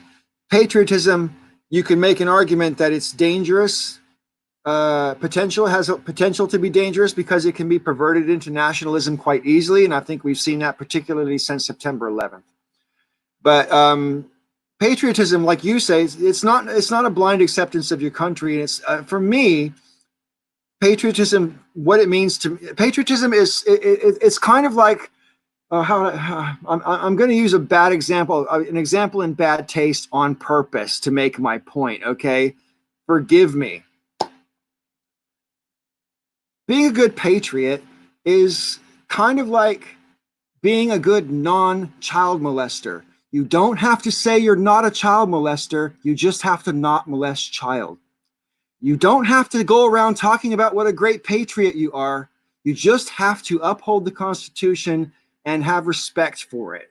You don't have to go bragging about what a great patriot you are. The more you brag about how big you are on your country and how much you support your country, you're slipping towards that nationalist side. And I think that patriotism is something you need to brag about. it's something that, you know, you should aspire towards, but you can't really even possess properly. You know what I mean? Because there's no such thing as the right kind of patriotism necessarily, but there's definitely wrong kinds. And the wrong kind is, like you say, my country, right or wrong. That's clearly fascist, you know? Yeah, absolutely. Absolutely. And yes, it's alrighty. Hang on.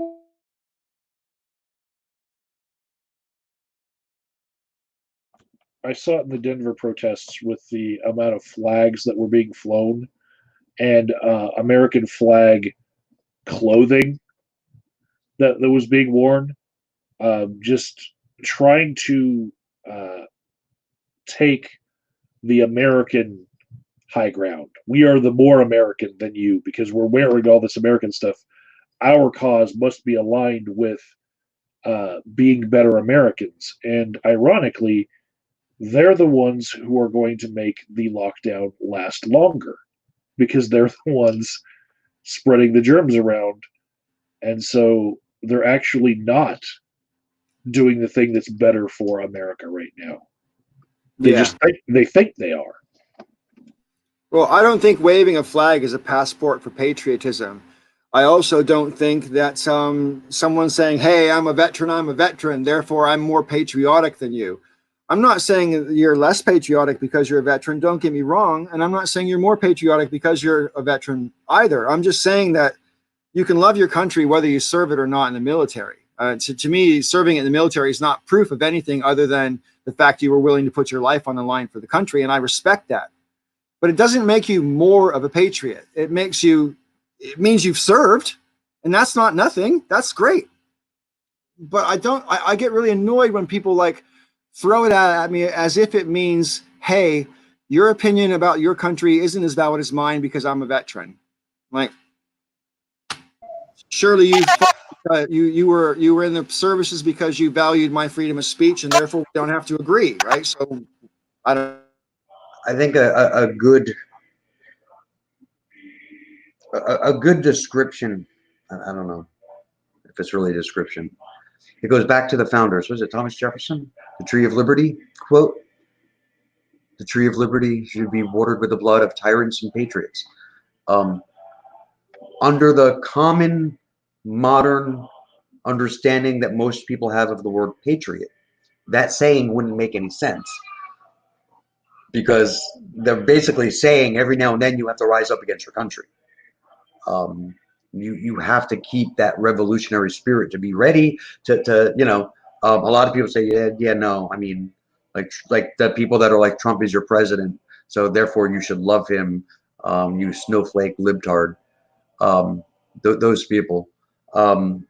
Yeah, I mean, they just wouldn't understand. And I see people using a lot of those quotes, like the Tree of Liberty quote, and they obviously have no idea what it means. They just, you know, but whatever. That's just another day in America. Life in a dying empire. yeah, well, anyone that hits you with the Tree of Liberty quote, you should just hit them with the list of usurpations from King George III that's written down in the Declaration of Independence, because you can directly compare those to what's been going on now. And okay, historical differences aside, a lot of those grievances are sort of what's going on right now. And you know, the spirit of revolution, what you're talking about, you know, refresh your blood, the blood of tyrants and patriots. And the generational revolution, that was something that Thomas Jefferson talked about quite a bit, that every 25 or 30 years you should have a genuine revolution, because that way you've had a say in the society that you're living in. Whereas, you know, I was born into the society I've lived in. I didn't have a goddamn thing to do with setting up the rules, man. Yeah, there's kind of the idea of consent of the governed means a lot less when you're born into a society that's 250 years old, you know, that you had no say in building or creating. Consent of the governed kind of, it doesn't really mean as much. I mean, it's more flowery words at this point than anything. I mean, I have no say. I mean, my say is on election day, And 2016 pretty much proved that that doesn't mean a whole hell of a lot, especially when, you know, the person who won isn't in office. So,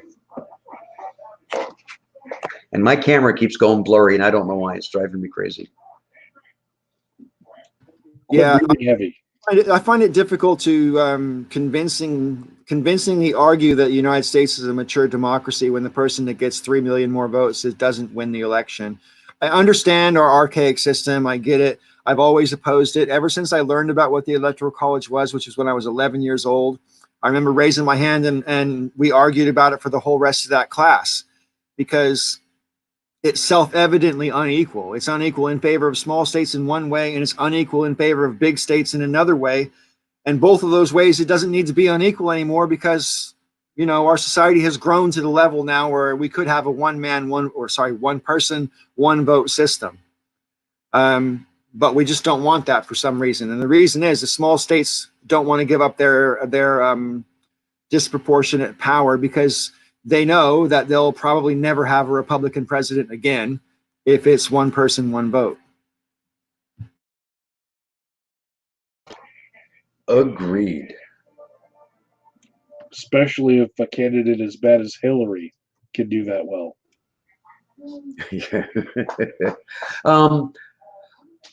Meridian Frost said something on Facebook the other day, which was actually yesterday or the day before. That was pretty good. He had to explain to somebody why he's voting for Joe Biden, even though he really despises Joe Biden. And, you know, he's saying, oh, wow, what a choice we have, one rapist or the other rapist. And basically what he said was there is no good moral argument against Joe Biden that usurps the damage that Donald Trump has done and will do. There's none. I mean, he's like repulsed by the idea of voting for Biden.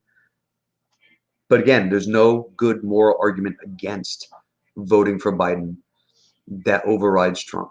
And I would have to agree.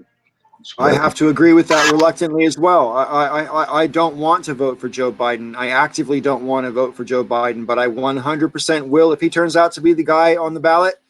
That is the most likely one to beat Trump. I'm 100% going to vote for him, and I don't even want him to be president, and normally I wouldn't do that.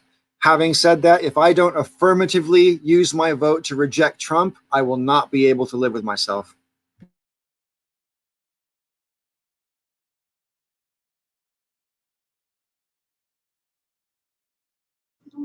It's another fine mess we've gotten ourselves into.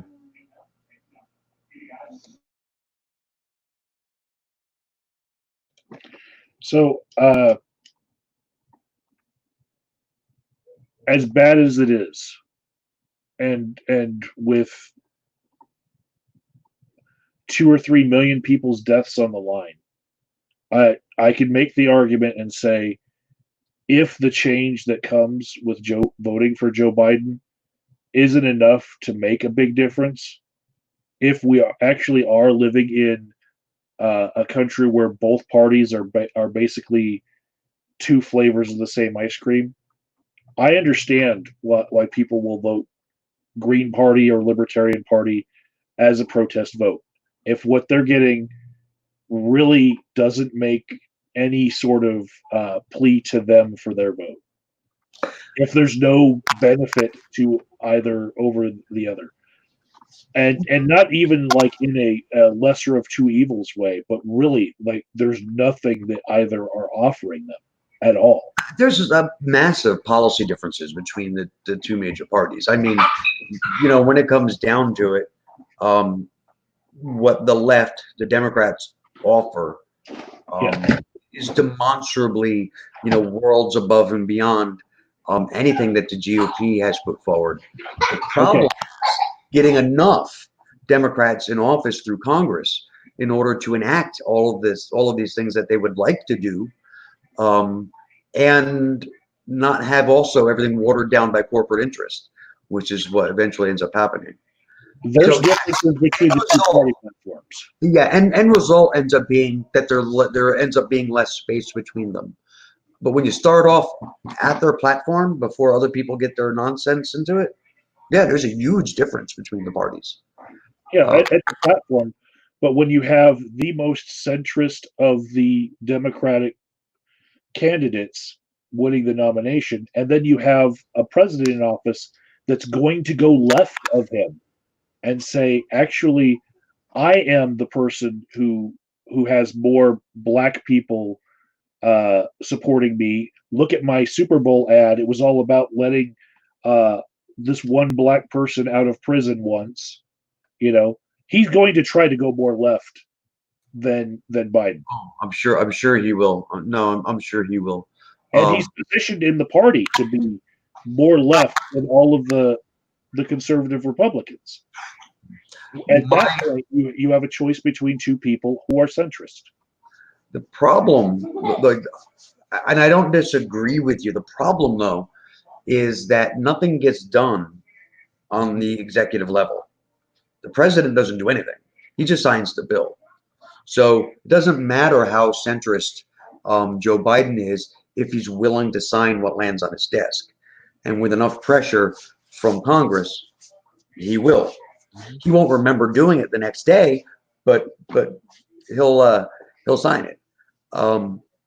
So the real issue, the real fight, the fight that, and this is something I've been saying for 2 decades now, we don't pay nearly enough attention to who we're voting in to the House and the Senate. Yeah. That's where the power is.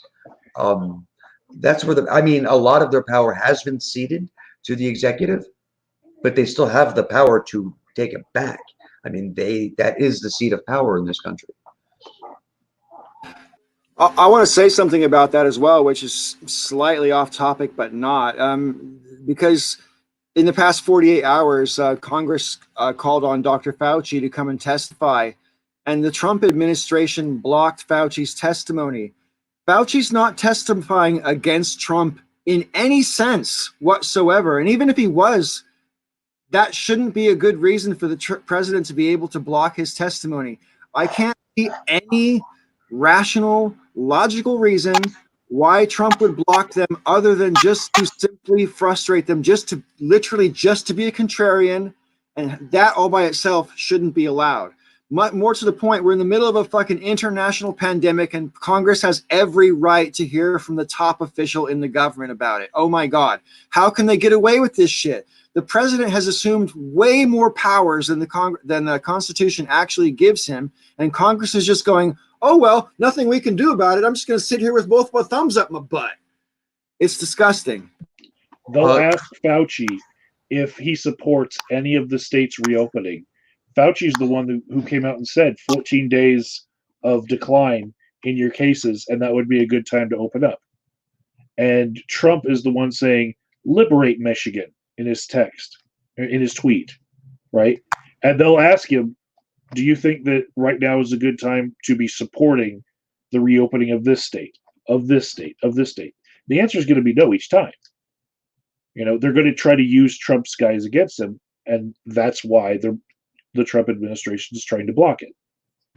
That's not a legitimate excuse, although realpolitik, that's 100% true, but that's not a legitimate excuse.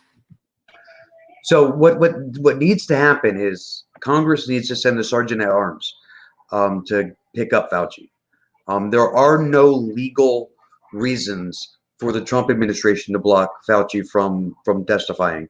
He's not testifying against Trump. It's not a criminal proceeding. Has nothing to do with national security. Nothing they're talking about is classified. There's zero legal justification for it. So they should send the sergeant at arms to pick up Fauci, to bring him in for questioning. That's first thing. Second, they should take it to court. Let the courts fight it out. Not doing it is another way of ceding their power to the executive, which they keep doing over and over and over again. And I want to real quick address something that the Green Machine said about the president's power, that the president appoints agency heads. He actually doesn't really appoint most of them. He nominates them. They're appointed, they're approved by Congress, by the Senate. The Senate holds the power to put people in charge of agencies. and they have the power to remove them as well. And the president determines whether or not EPA and all others do their jobs. Yes and no. He's their boss. But if they're doing things they shouldn't be doing and they're violating policies and they're breaking the law, they don't answer to him. They answer to Congress. Congress is where the power in our country is. It's done that way on purpose. I mean, it's very intentional that Congress holds the power because they didn't want any one man to have enough power to make himself a king. So.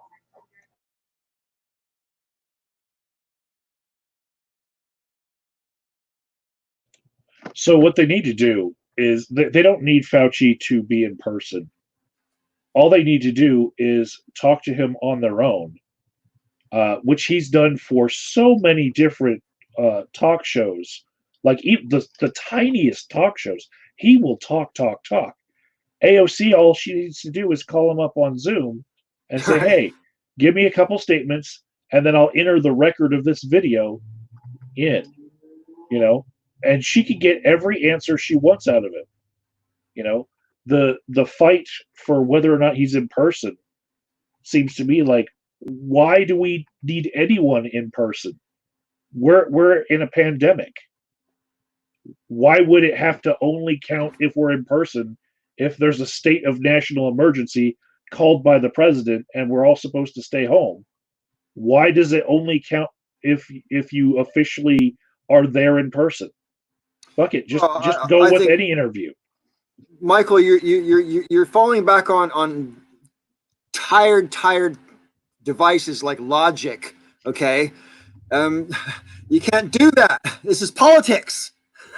Yeah, there's no logic in politics. I agree. And I think it's one of those, because I'm thinking about this too. What would be the reason? It's like, probably Trump doesn't want to be shown up by a smart guy. If we're going to go basic. And Fauci's pretty smart. Yeah, no, he's afraid he'll be embarrassed. And I mean, that's, the same thing happened with Pence.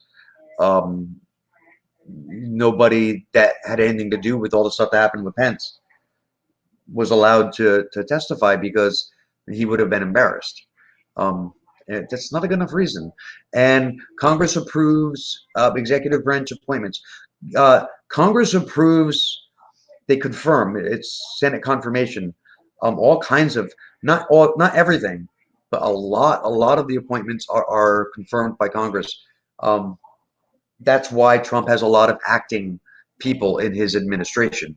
There's a lot of titles under Trump that are acting because they're filling the role without being confirmed by the Senate. So I just want to say as well that when it comes to appointments and stuff, and dialing back to what Meridian Frost said to you on Facebook the other day, Rob, as regards voting, basically voting for Joe Biden in tears. Because from my point of view, you can throw out all other arguments regarding whether it's good or not too good to vote for Joe when it comes to the Supreme Court, because we have the same arguments in 2016 as regards Hillary, and we knew that there was going to be at least one that would, because we had the Merrick Garland thing we had to resolve, which obviously so Trump went into the presidency with a Supreme Court under his belt, because that would have been the same if Hillary had won. But I don't think we really could have predicted before the election that was it Kennedy, was he the one that resigned? I can't remember which one resigned. Whichever guy resigned though, and made way for Brett Kavanaugh. I mean, that kind of basically meant that if Trump gets 2 terms, he's going to do the same thing that Nixon did. Nixon was only president for 6 years, but he nominated 4 Supreme Court justices, which stacked the court for an entire generation. If Joe Biden wants to do, if Joe Biden wins in November, January 21st, Ruth Bader Ginsburg is going to drop down dead. The woman needs to go. I don't want her to. I don't want her to, but she needs to. Damn. How much can one body take? How many years of service can one person put in? It's time for her to go. She wants to go. I'm sure she desperately wants to go and take a nap and sit down for a little while and not have to worry about having to go to. Let the woman retire.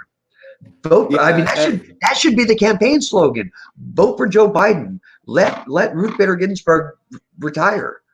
Yeah, I agree. I think when she does retire, I'm not exaggerating. We need to make a statue of Ruth Bader Ginsburg. As She's been a great justice, and also, I mean, she more or less has admitted that she's hanging on for dear life just to make sure she can see Trump out. Because she doesn't want to give him another appointment.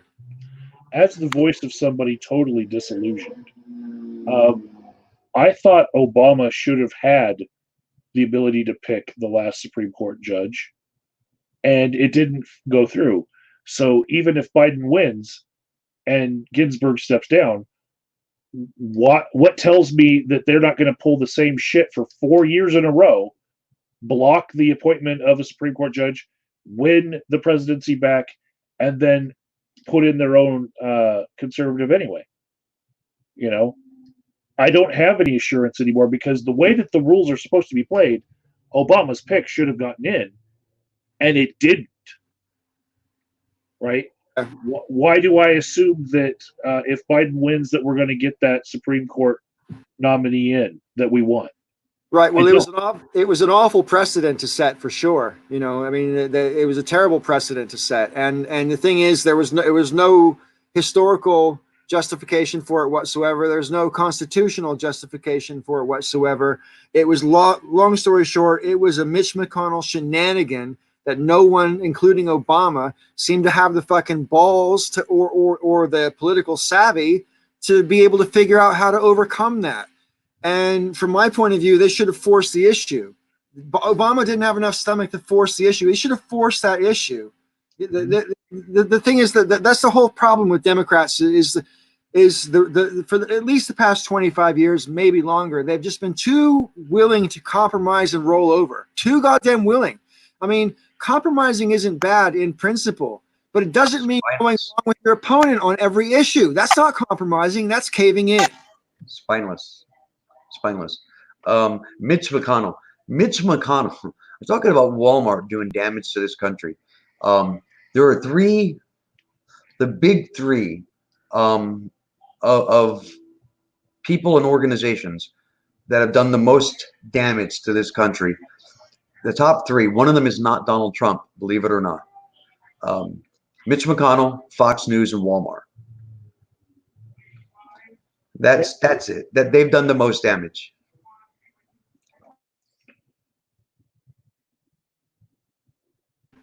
Yeah, I'd go a little broader than Fox News and just say Rupert Murdoch, because it's not just Fox News. It's like Rupert Murdoch's doing it to the whole world. I mean, he's got his tentacles in so many different countries, including the UK here where I live, obviously, and he controls so much of the media. And when Tony Blair was prime minister, he had weekly private meetings with Rupert Murdoch. Now that made me fucking shudder every week. Now, why does this billionaire, who's not even a member, a citizen in this country, get a private meeting with the leader of the country? What the hell, right? And Rupert Murdoch talks to Trump weekly on the phone. Every week he has a 1-hour private conversation with Trump. So I think that Rupert Murdoch is singularly behind all the press's tendency to whip up anti-immigration sentiment. You can trace all that back to Rupert Murdoch papers. And that kind of thing, by the way, is a historical thing that goes on and on. You can look at papers from the 19th century and whatever was the immigrant wave at the time, whether it was Polish immigrants or Italian immigrants or whatever. Every time there's a wave of immigrants, you always get some anti-immigrant stuff in the newspapers. It's a social reaction. But Rupert Murdoch uses it as a strategy to sell his product, because it's a drum that people never get tired of hearing being beaten. It's a prejudice that is very easy to stroke and doesn't take an awful lot of fuel to keep burning. Braytube saying that she's I don't know, he or she. For some reason I assume she, and I don't even know. Anyway, they're saying that as the only non-American here, they're becoming overwhelmed with vicarious futility. Yeah. That's why a lot of people don't vote. That's why a lot of people don't do a lot of stuff in this country. All right, Bray, all right, dude. All right, right on, dude. It's because it often does feel completely futile. what are you going to do? I mean, you're damned if you do, and you're damned if you don't. There's not a whole lot of winning. God, winning, so much winning. Not a whole lot of winning left in this country anymore. What are you doing? No, you can't take your diaper off. Hang on. So I do have a lot of friends that I know that we all have in common that are feeling the whole Bernie or bust sentiment.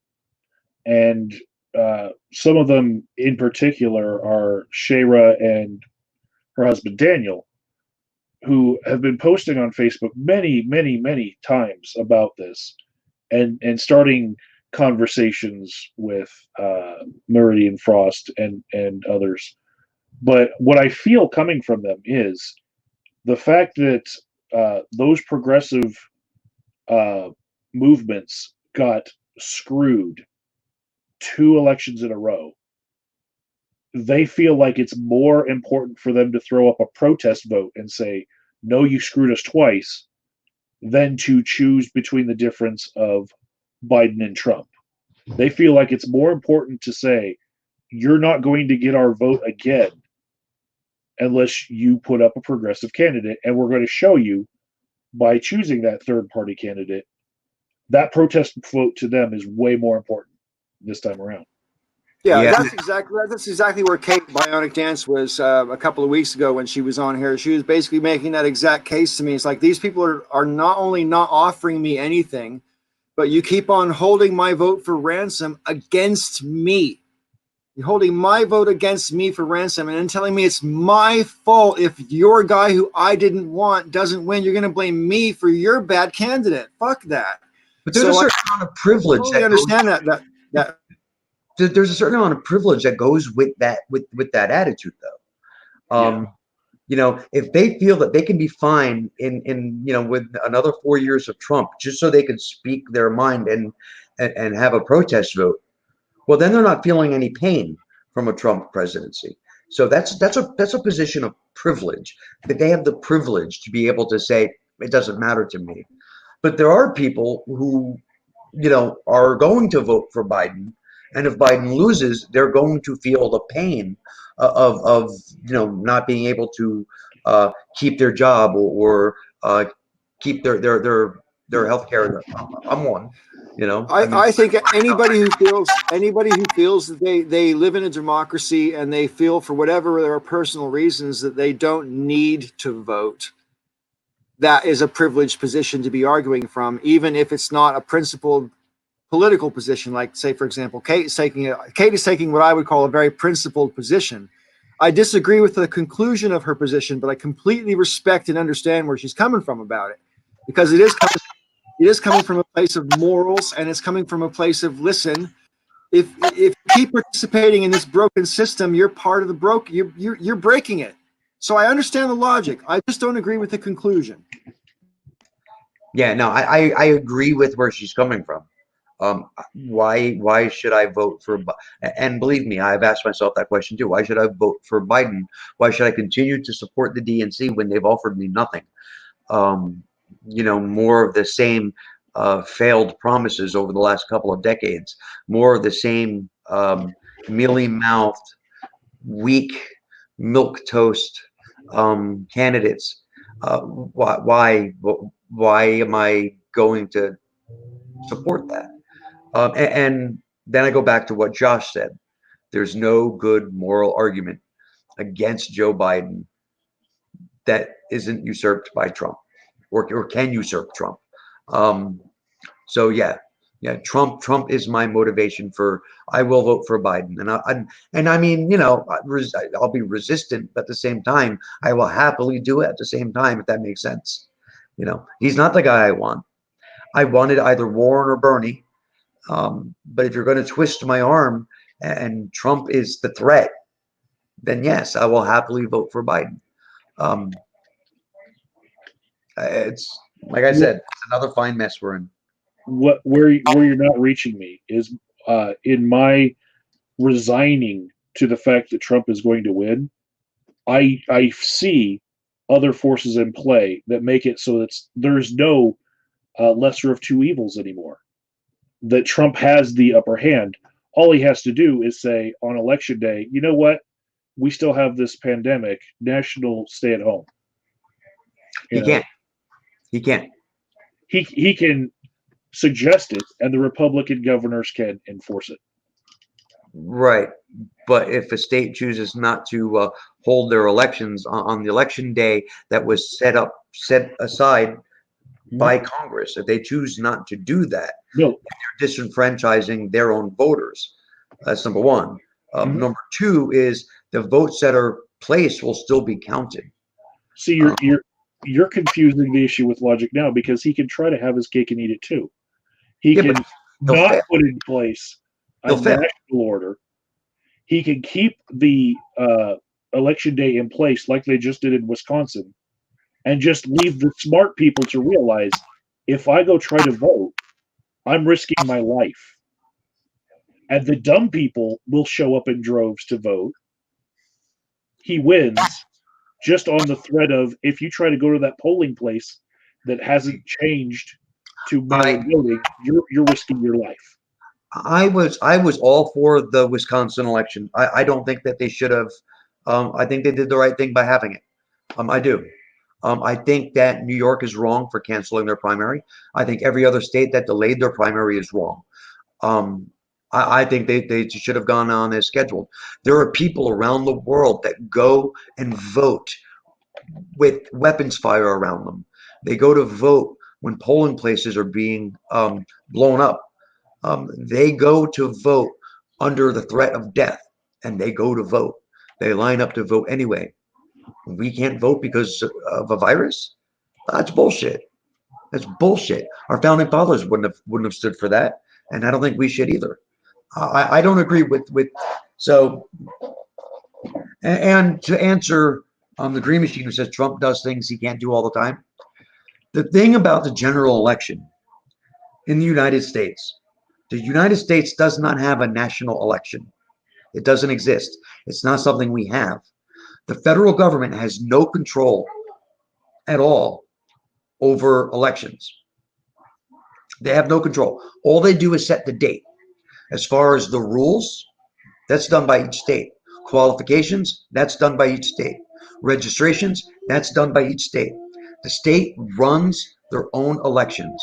And it's not just the states. It's the states and DC and all of the territories. There's about 56 or 57 general elections.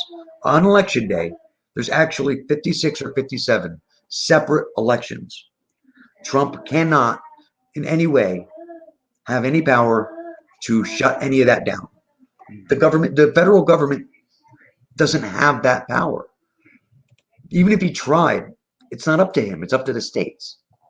And it's not even up to the governors of the states. It's up to the election boards of those states.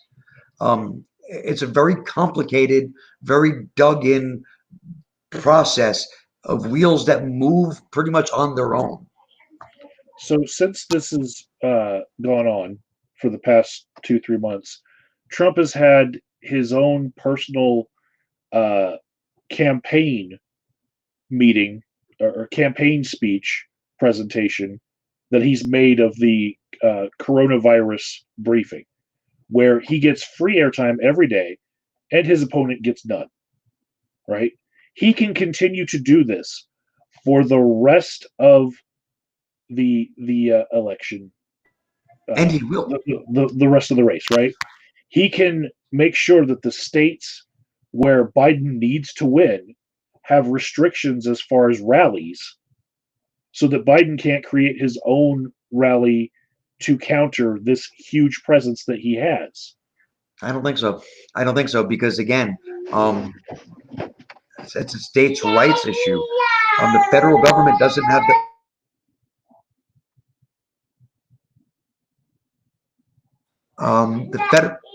the federal government doesn't have the power to tell states whether or not they can hold rallies. I'm not talking about conventional powers. I'm talking about fear-mongering.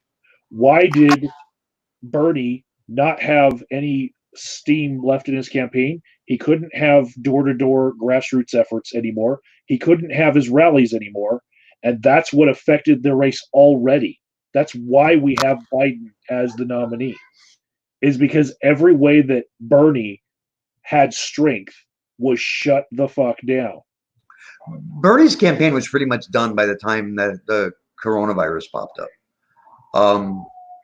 The DNC, well, more accurately, Obama, behind the scenes orchestrated orchestrated all of that. Bernie was pretty much shut out at that point, so it didn't really matter. It just didn't. The last gasp that he had was taken away. Bernie, that last gasp would have never would he have been able to get the numbers needed in order to overcome Biden. What he did have was the ability to rack up enough delegates where he can have influence at the convention. That's what he had. That's what he was working for. He was working for influence, not to win. And that's one of the reasons why Josh and myself got pissed off at New York State canceling the primary. It's just like, okay, we already know who the nominee is going to be. So I understand it that way. But you still have somebody running. And he has a right under the New York State election laws to build up a delegate base that he can then use as leverage at the convention.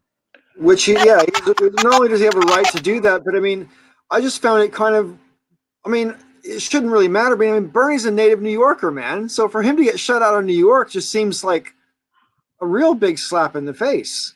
What concessions has anyone gotten for having a delegate base that wasn't the winning amount, that wasn't in the majority? What concessions were they going to give him for having this delegate count? I have no idea, dude. But that was what he was going for. He was going to have enough delegates where he could have some muscle in influencing the party. And I mean, I don't know about convention history to be able to say, oh, well, in 1936, I have no idea. But I do know that if it goes past the first ballot at the convention, they start horse trading.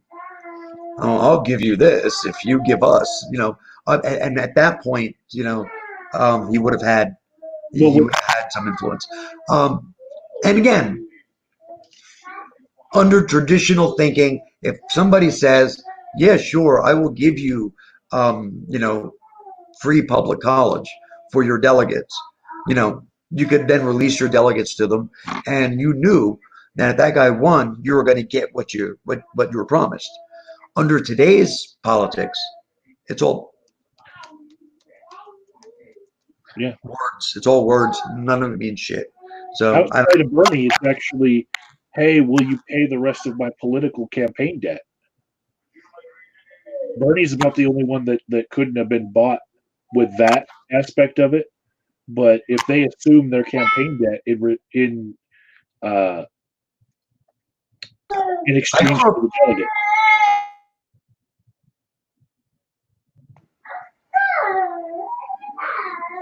I love him. I don't know if that's legal. You wouldn't think, with all the campaign finance laws that they have, but it was legal for someone to come in with billions of dollars, namely Bloomberg, and outspend Bernie in states and get a whole bunch of attention. And then right as he squeezed Bernie out and made sure that Bernie could have no airtime in Texas, he then gets out of the race and endorses Biden. And it's not considered a campaign finance law violation to spend all the money, get a whole bunch of attention. He was financing his own. He was financing his own campaign, though. I do know that he promised to fund the campaign of who the nominee is.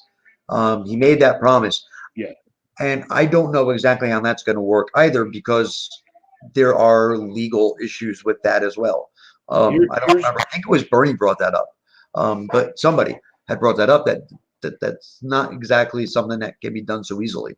There are ways to do it. The genius of it was that it was always a disingenuous campaign. He was never trying to win. He was only trying to push Bernie out. Yes. And he did so under the guise of having his own campaign, wherein billions of dollars was spent. in order to push out. He didn't have he didn't have all that much. He didn't have that big of an impact on Bernie, though. I say he did. He outspent he Bernie 100-1 in Texas, making sure that Bernie's voice wouldn't get out there. I got no mail from Bernie, but I got like 10 mailers from Bloomberg. I get nothing. You know? Yeah, I don't know. I don't know. I don't know how measurable it is to say how much of an impact he had on Bernie's campaign. I don't think he had a whole lot. I don't think the people, like, he could try to outspend him to keep him off the airwaves. But the news this time around, although they talked negatively about Bernie, they did cover him a lot more. It was kind of hard to not notice Bernie this time around. So I don't know. But yes, the guy put out 2 Super Bowl ads, which, with Trump only having one, he outspent Trump in order to get a huge spotlight put on himself, only to drop out of the race and endorse Biden. So all of that money spent turned into an endorsement of Biden. But it's not campaign finance violations because he spent it on himself. But he spent it on a person who would eventually endorse, which is genius. It really is. It's total shenanigans for sure. It squashed all the other voices that you could have heard by spending all that money. It's what's frustrating, and talk about, like, feeling like it's all futile, like the complete futility of the entire thing is when you look at polls, when you talk to people, real flesh and blood people, the vast majority of Americans support the programs and the policies and all of the positions of Bernie Sanders and Warren. The vast majority of people support what they're selling. You throw the S word in there, and people lose their fucking minds. Socialism, that's the Nazis.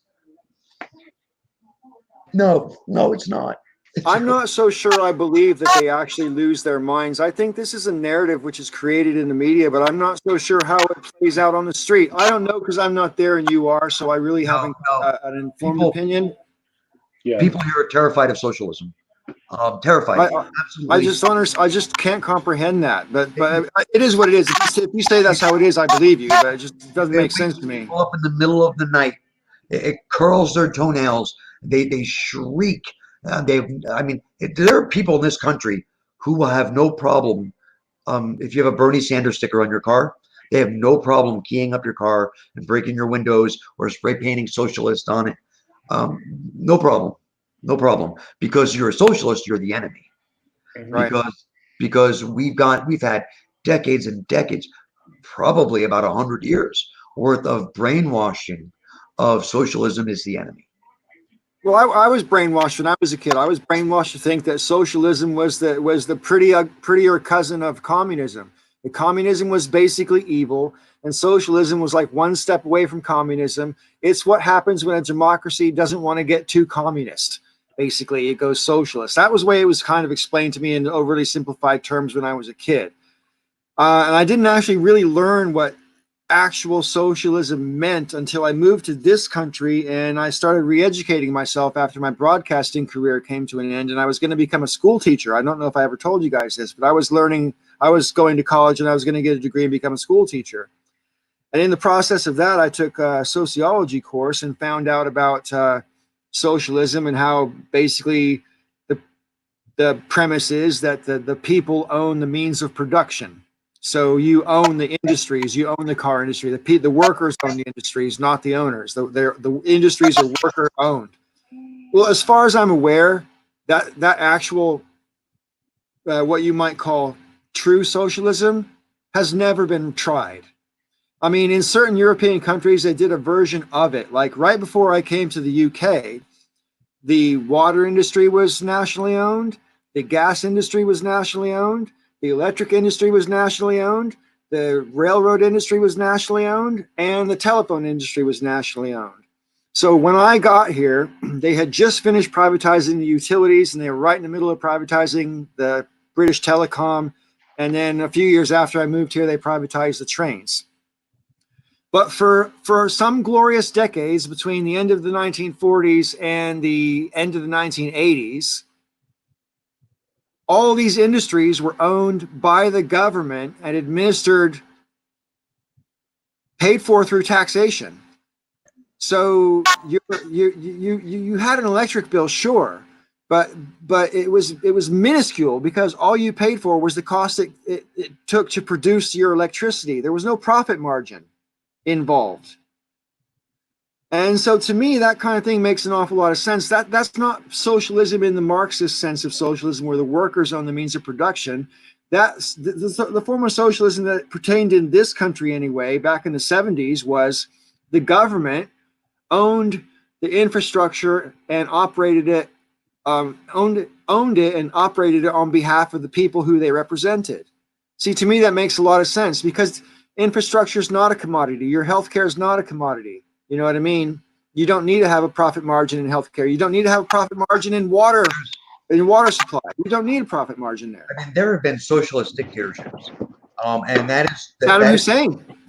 Yeah, and that's one of the problems that we have here in the States in trying to explain socialism to people, because it's also talking about Venezuela.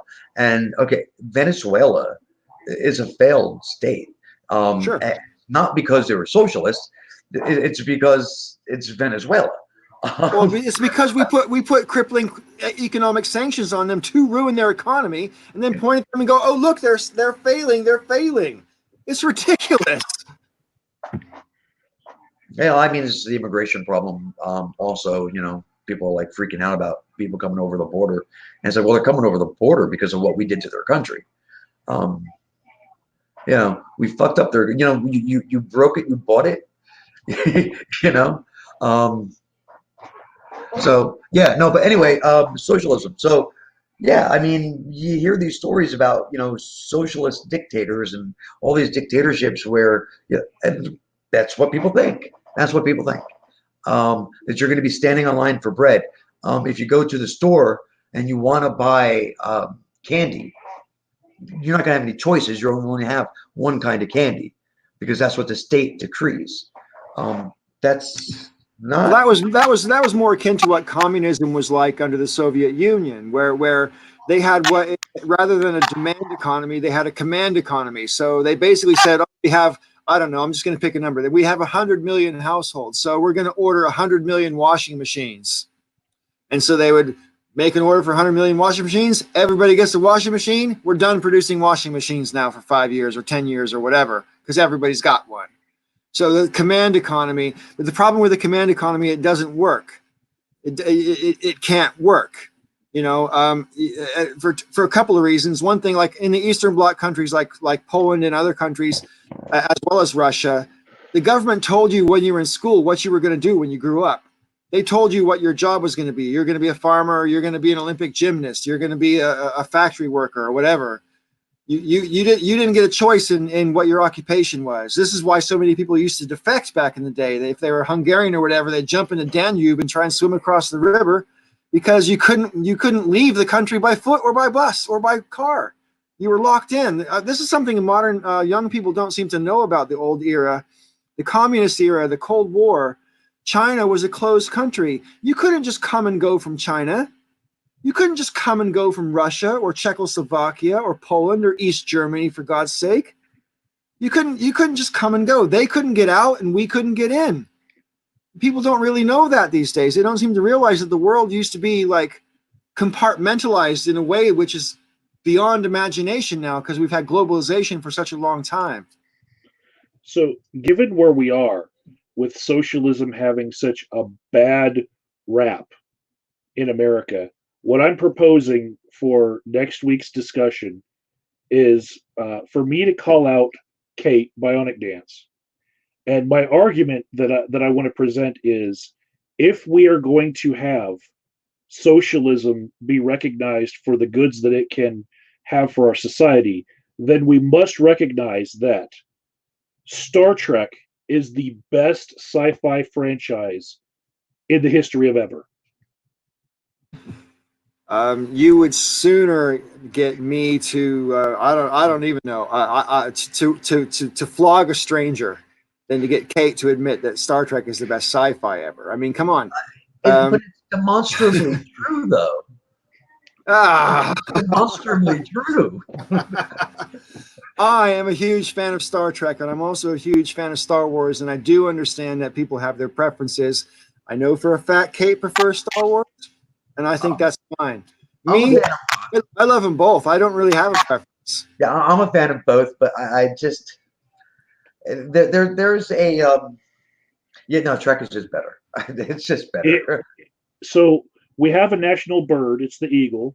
You know, if we had a national sci-fi franchise that we recognize as being part of our heritage that was most important, it should be Star Trek, because then all the way we would see that socialism can be good.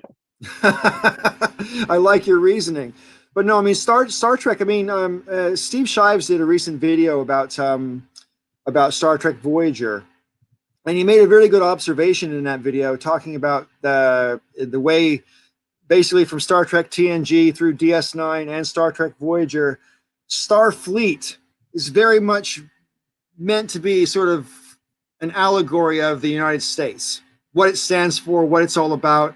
Starfleet is America, man. And I think that's exactly right. I think that in the Brannon Braga incarnations of Star Trek, which is Next Gen, Deep Space Nine, Voyager, Star Trek is very much a sort of a utopian vision of the future where everybody can get along, where we don't depend on money, and we're not defined by petty differences, and nobody suffers from poverty. All those things are really great aspirational things to look forward to, and I think Star Trek offers us a nice vision of the future and what's possible and everything like that, or what could be possible. And for that reason, I think, Michael, you're right. If it was going to be a national science fiction show, I think Star Trek embodies everything that's great about America, and it deliberately does that. Because it's meant for American audiences first. One of the things that's interesting about Star Trek's vision of the future, though, is they also make it very clear, very, very clear, multiple times in almost every single iteration of Star Trek. They make it clear that we paid a terrible, terrible, terrible price to get there. They make it clear that there is more than one near civilization ending event that finally brought us to the point where we're like, we're all one, we're in this together, for the world to unify, which is interesting when you look at the world around us today, and say, in order for us to become that, we would have to pay some prices. It would have to be pretty bad. Nothing is born without pain.